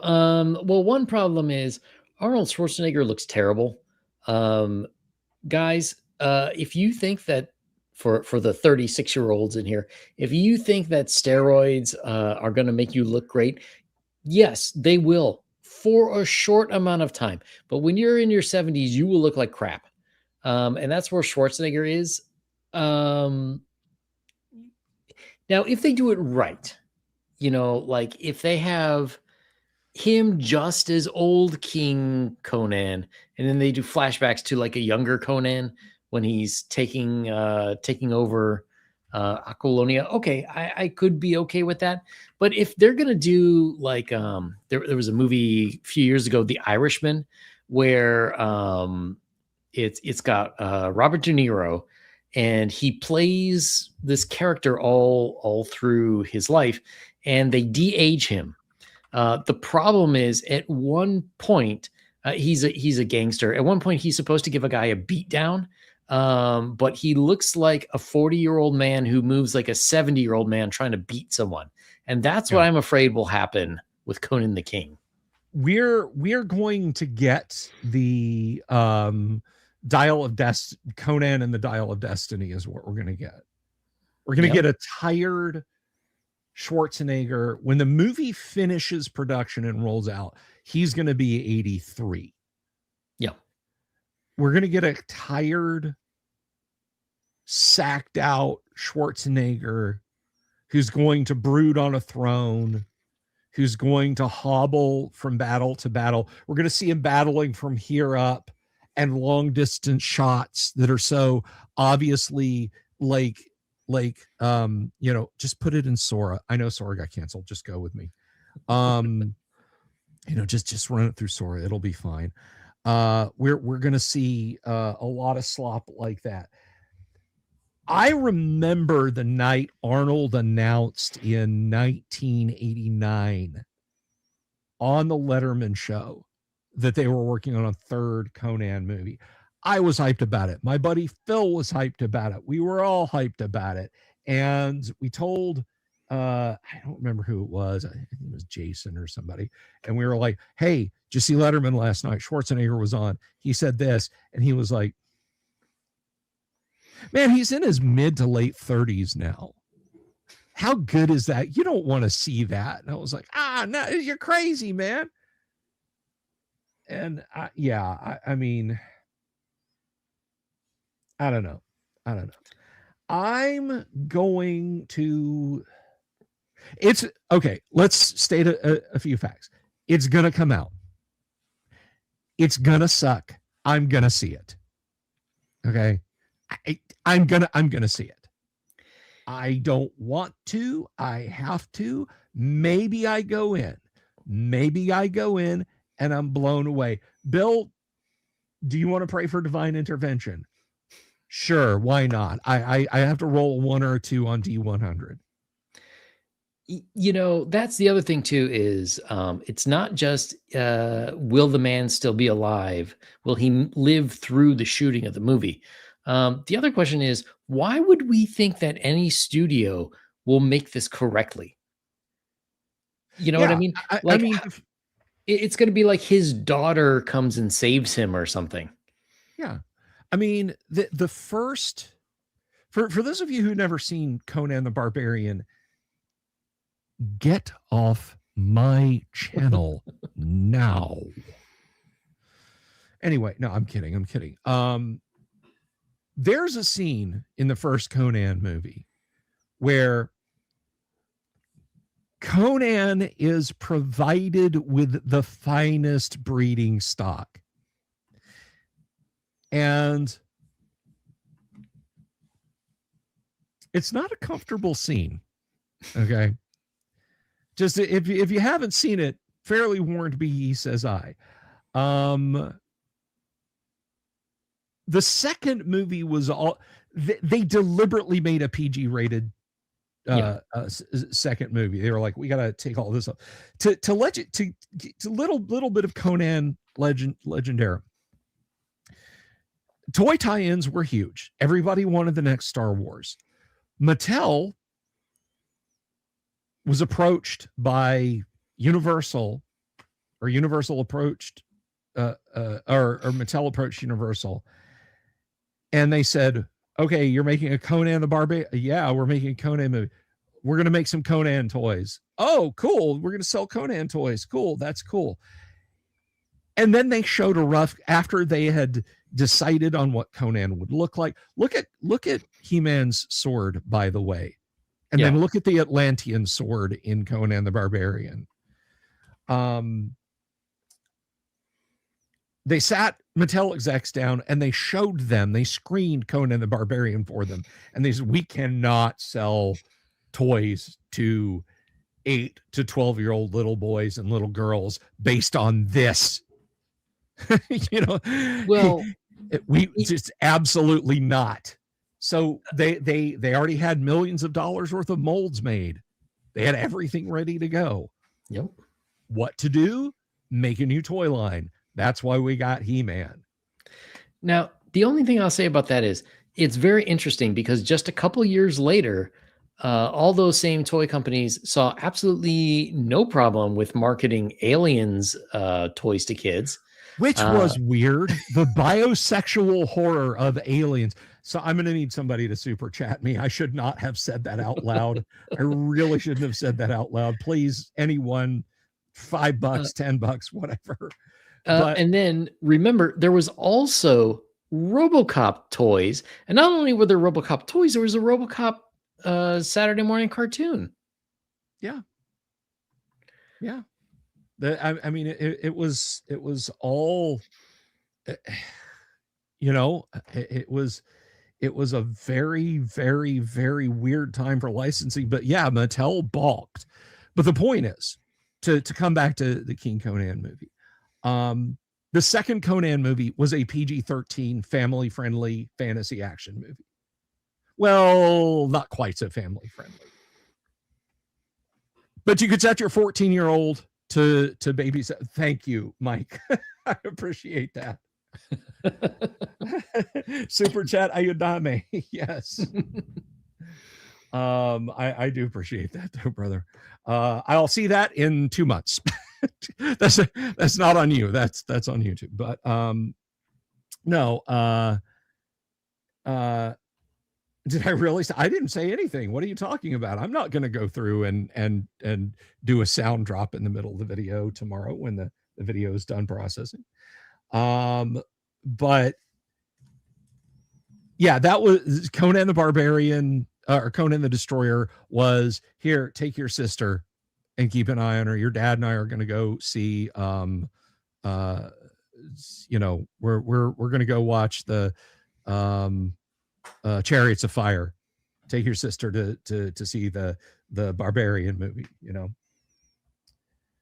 You loved how I pronounced it. I do the best with what I can. But hey guys, we're at 9,797 subscribers. In 4 more subscriptions, I will no longer be hundreds and hundreds, or I will no longer be hundreds of subscriptions away from 10,000. I will be 800 and change, and that's kind of exciting. Getting close to being just 100 and change away, and that gives me goosebumps.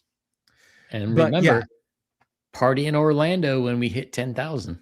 Exactly when we hit 10,000. So you guys watch your YouTube feeds and be on planes, headed to Orlando when it kicks over to 10,000. That's what I've promised. So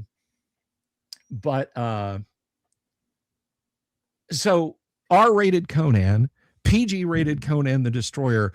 What are you thinking for Conan the King, Yang? I mean, it should be an R-rated movie, with an unrated director's cut. But I think they're going to screw it up, and they're going to go the worst way, which is PG-13.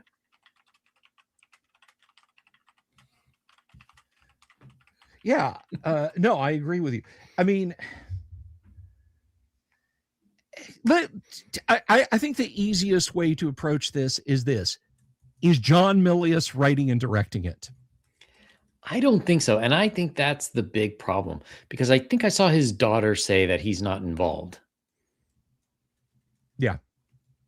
I think that's the death knell for it being a Conan movie we'd like, Yeah. I mean, is it possible they get someone else who does a good job?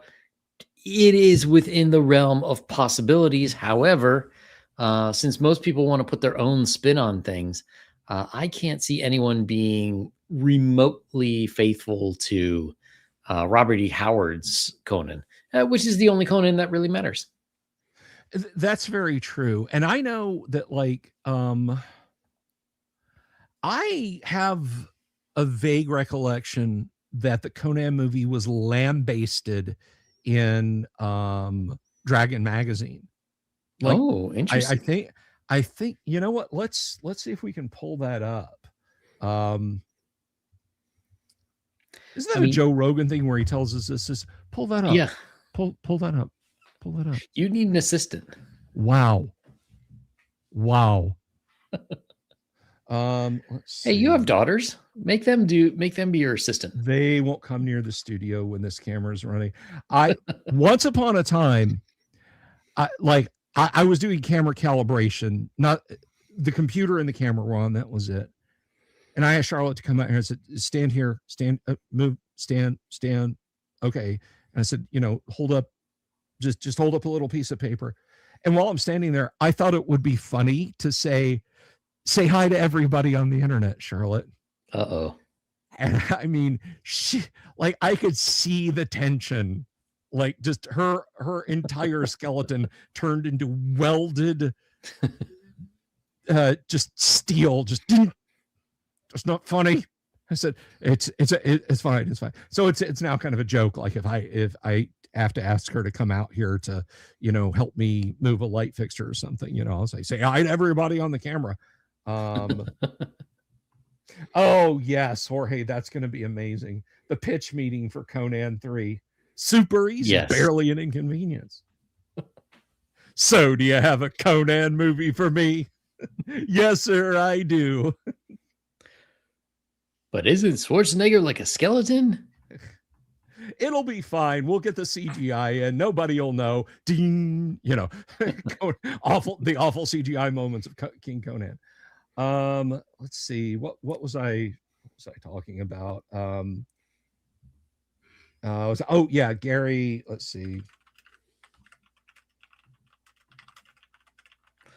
And while we're at it, let's not forget the horrible Jason Momoa Conan that came out in let me see, it was around 2010 or 2011, something like that.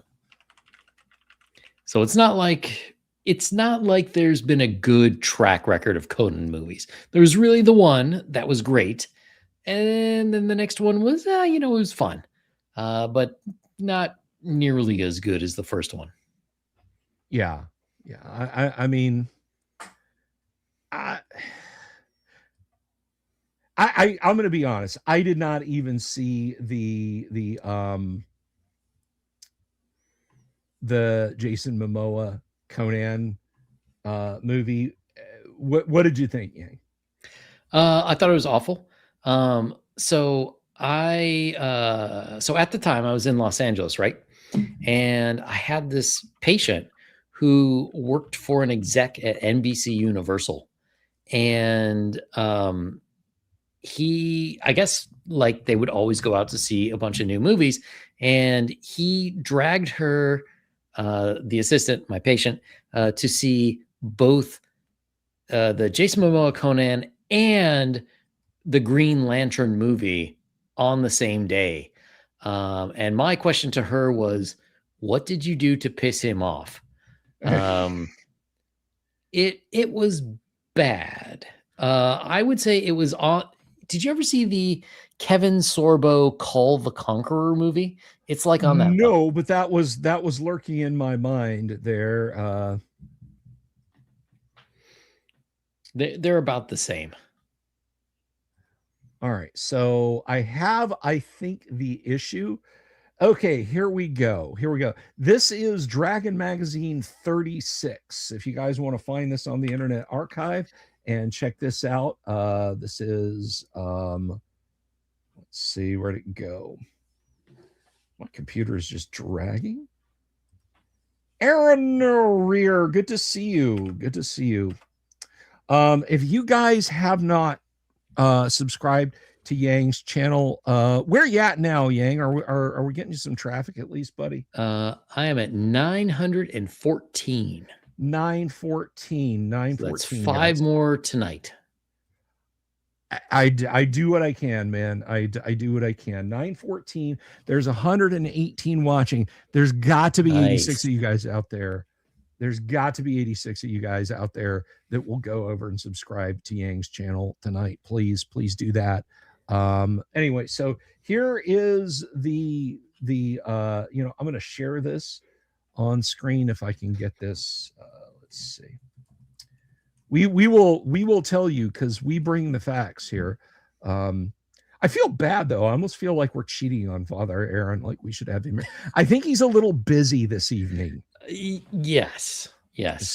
Something. It almost seems sacrilegious. Almost seems sacrilegious. All right, so this should be very easy to read, by which I mean almost completely impossible. But I will, let me zoom in a little bit. Is this? No, this isn't the movie, damn it.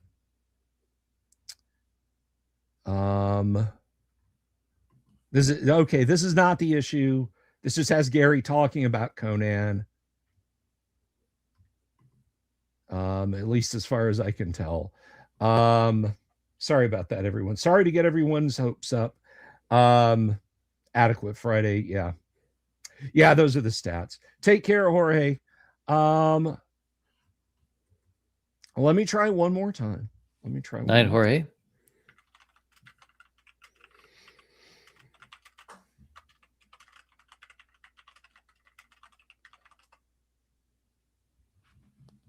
Not images.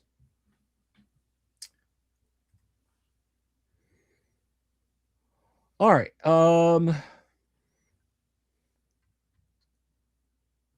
So this is just from a website. I'm not going to drive any traffic to it. I don't like it, but it's got some quotes on it. And of course, it's not telling me which issue. Oh, issue 63. Okay. All right. One more time here, guys. Once more for the for all the money. Dragon Magazine 63, which is the previous one, just flipped around. Alan Hammock actually praised what he had seen of the Lord of the Rings movie in Dragon Magazine. Alan got a sneak preview of the Lord of the Rings movie and gave it very high praise. Very cool. Yeah, I did a YouTube short about that. So 63, here we go, guys. I apologize for that. I'm sorry for wasting your time, Yang. I may actually have this issue of Dragon also. All right.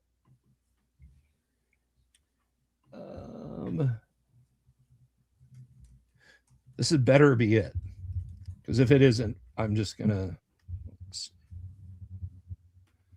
tilt that back a little bit. Uh-oh. You summoned him. I summoned whom? The Dungeon Minister. The Dungeon Minister. I did. Yes, Dungeon Minister. Blessed Good Friday to you, Father. Dungeon Minister, how is getting to bed at midnight earlier? Yeah, I don't know if he are you on Central Time or are you on No, we're in Eastern. We're all in Eastern. Oh, okay. All right. Yeah, so it is midnight. It's again almost like he's got a lot of stuff to be taken care of right now. Maybe he's breaking his fast. He couldn't he was just so hungry he had to wait for 12:01 so he could eat again. Wasn't to bed until 2 a.m. last night. Well. All right. Getting this downloaded here, guys. Let's see. 36. Or 63, rather. So Jake Krause asked me, what is objectively the best video game console? I think it depends on what you consider best. If you consider most influential and number of games for a console, I'd probably have to go with the original NES, Nintendo Entertainment System, or I believe it's called the Master System or Famicom over in Japan. They had literally thousands of games. I know in Brazil they were still making games for it all the way to about 2000. And it really did sort of set the tone for what a console was. And even though we had Atari before, like, I don't know, Nintendo sort of did it bigger, I guess you'd say. So that would be that. To play, I kind of preferred the Sega Genesis, although they never made Super Dodgeball for Genesis. So I was always disappointed about that. I feel like the most the 2600 is really what got video games into people's hands in their houses. That is true. Now, I'm going to say this is going to sound a little bit weird, but I'm gonna also say that there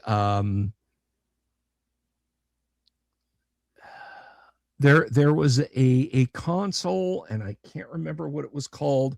I don't know why my PC is choking right now. Probably because it's a giant used potato.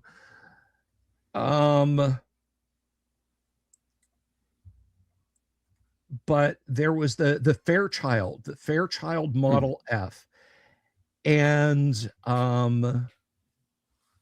it was an interesting thing. It was made by Bally, and what's interesting about that is graphically and as far as sound goes, it was damn near what you could get in an arcade. They used the same sound architecture that they used in the Bally. So like Wizard of War, if you played Wizard of War on that thing, it sounded like the Wizard of War you'd hear in the arcade, but not a lot of people know about it because it was not a well-selling machine. But it was the first video game console to feature external software. It didn't just have the games burned into the ROMs. You could actually play games on it. But if we're talking about something that you could go, that everybody knew about, everybody could buy, it's without a doubt, it's going to be, for me, it's going to be the 2600. I mean, yes, I know the Famicom, the SNES, but to put it into perspective, Nintendo came to Atari and asked them to manufacture and sell the SNES because they didn't think that anyone would know who Nintendo was. That the Atari was the gold standard by which all consoles were judged. With that said, when we're talking about influence and that sort of thing, that's where it shines. Technologically, the 2600 sucked, and it would have been saved by putting a couple of kilobytes of memory into it, but it only had 128 bytes of RAM, and that made it not very good. Yeah. I do remember, there were other systems before the Nintendo that were starting to eat Atari's lunch. Like I had a Coleco, which had an adapter that allowed you to play all the 2600 games. The ColecoVision, had it been in the hands of a better company, we would just have been playing Coleco. Yep. It literally was just better graphics, better sound, better games, mostly better controllers. I mean, those boxing glove sized things were, you either loved those or you hated those. But yeah, controllers didn't really get good, in my opinion, until the Sega Genesis. Now, I'm not saying that the Sega Genesis controller was the be all end all, but at least it was somewhat ergonomic, as opposed to, there's a reason you call a condition Nintendo thumb. Those things were just hard to hold. Yeah. And I grew up playing Atari 2600. When I saw more and more consoles coming out with D-pads, I couldn't, still to this day, I can't play D-pad games. I can't. They don't feel right in my hands. I got to have a stick to do things. It's interesting you say that, because Nintendo did have, they had other controllers that they sold. Like they had a big one that was literally a joystick with the A and the B button. And then they also had turbo, that you could turn the turbo mode on for those buttons, and a slow feature. It was good stuff. Okay, I found it. I finally found it. If you guys want to know Gary's vitriol for the Conan movie, Yang, you ready? Mm-hmm. All right. So let's share screen. That, in case anyone is ever scared that I'm actually, that this is, where is it? that this is in fact not human generated. The Strategic Review, Dragon Magazine. Is it that one? I think it's that one. So let's see here. Is it that? No, that's April 1980.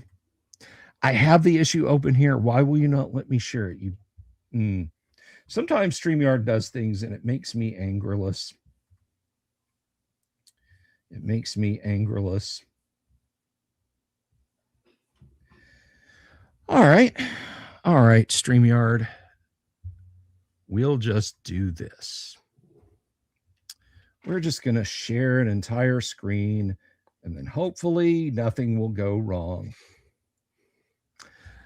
A Couple of Fantastic Flops by Gary Gygax. Conan Meets the Flower Children of Set might have been a better name for the film.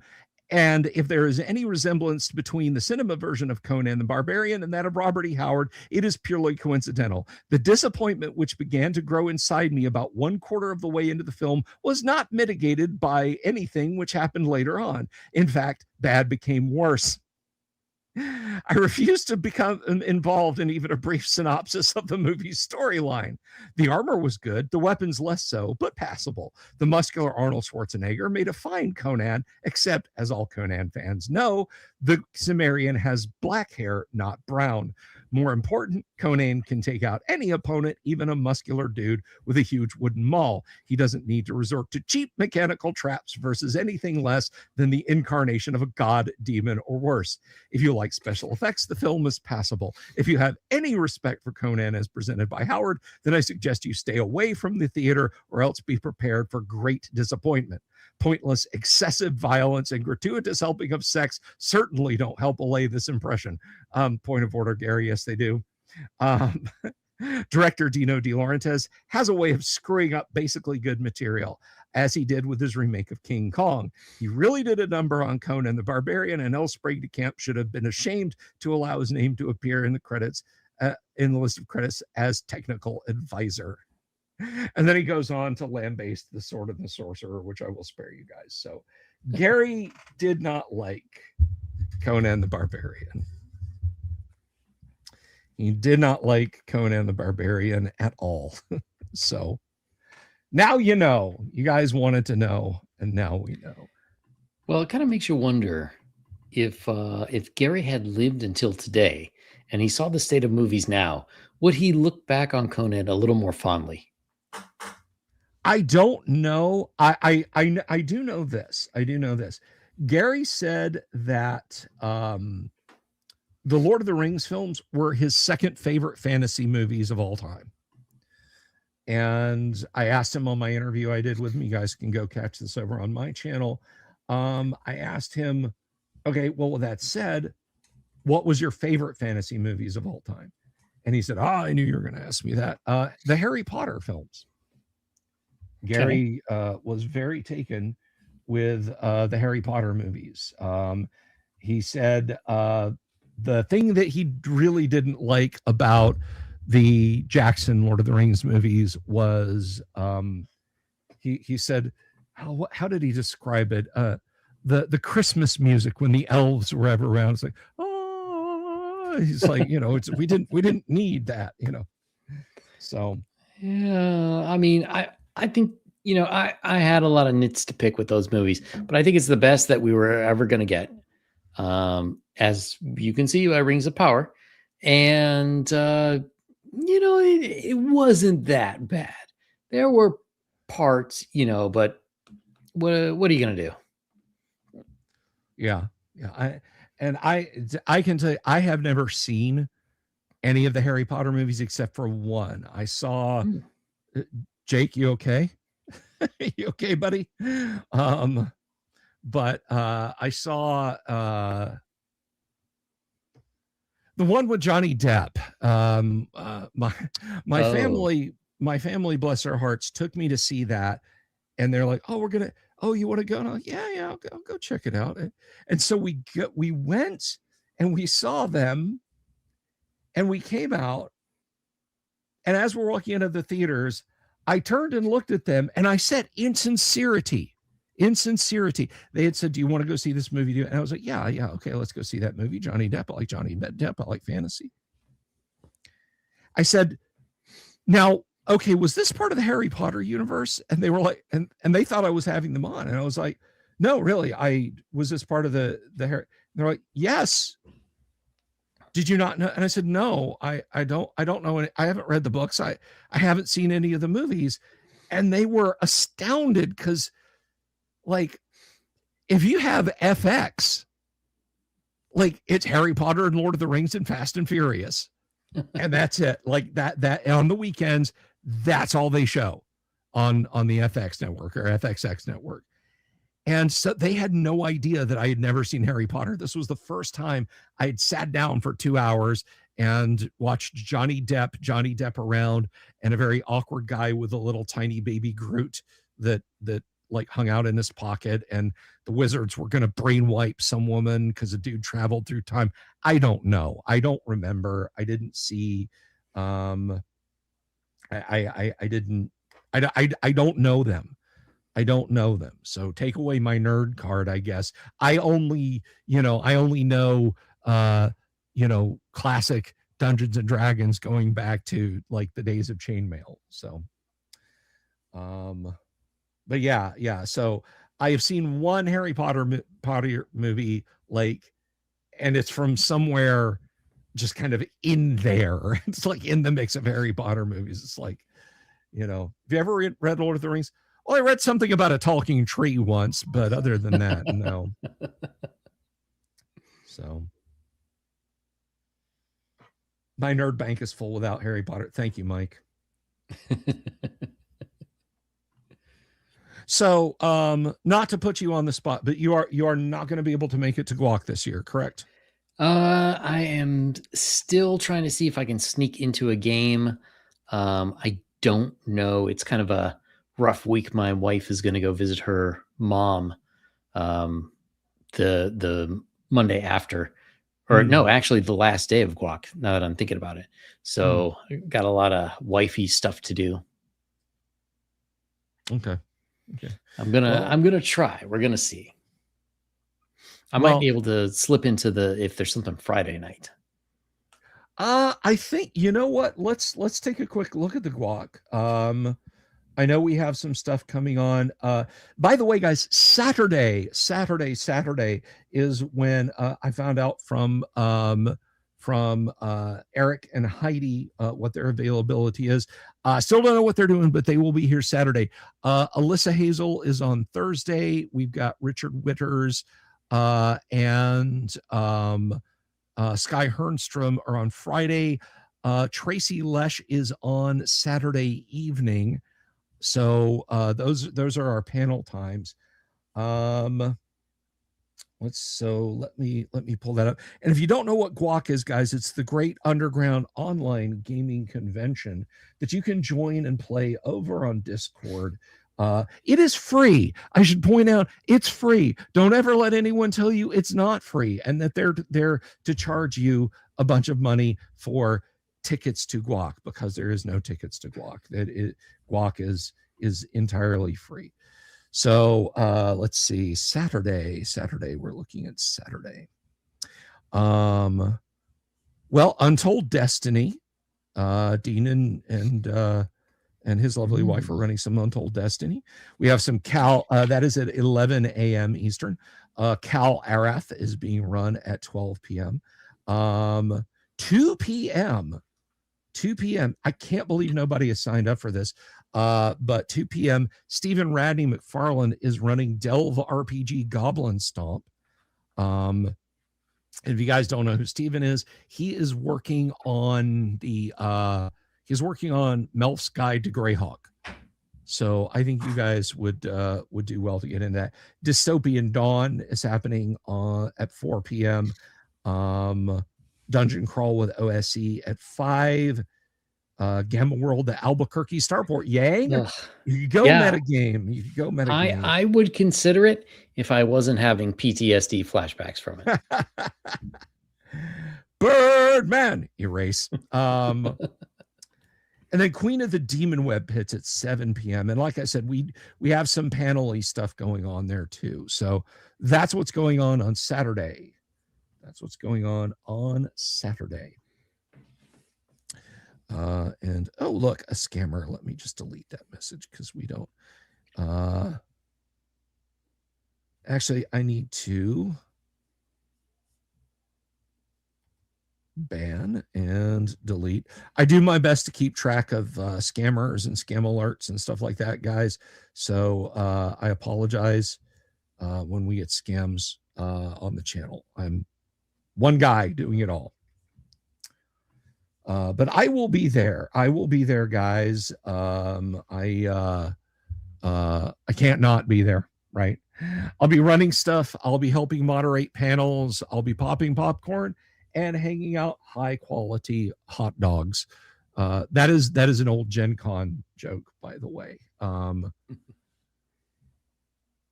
anyway, I'm going to make one final check. Yang, you make one final check. See how your numbers are doing. Because I am at 915. So six new subs. Thank you very much to everyone who subbed. 6 new subs. Can we not make it a nice round number? Make it 920, guys. Are there 5 of you out there who will please go sub to Yang's channel?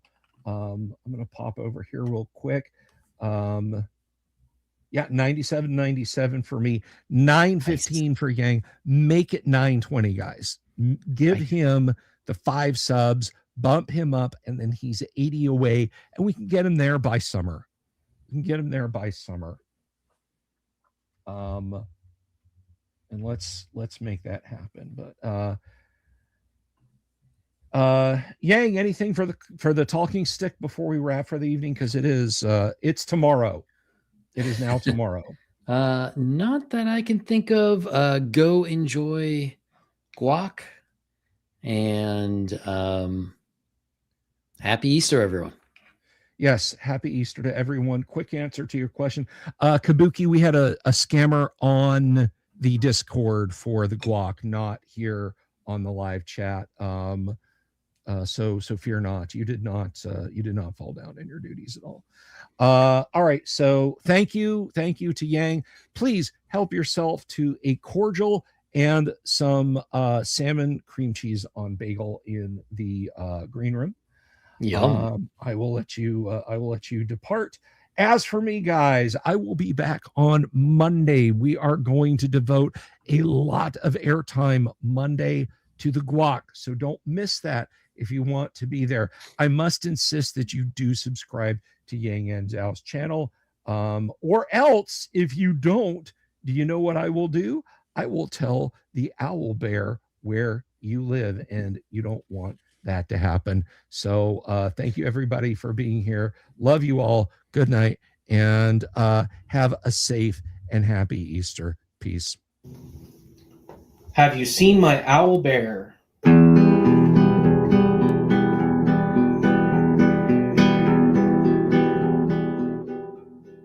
Here's to all the weirdos everywhere in the woods and in the air. Have you seen my owl bear? Should I shave off all my hair? Bobs are all around. Some live in tunnels underground. Some are fat, some are rich, some are sleeping in a ditch.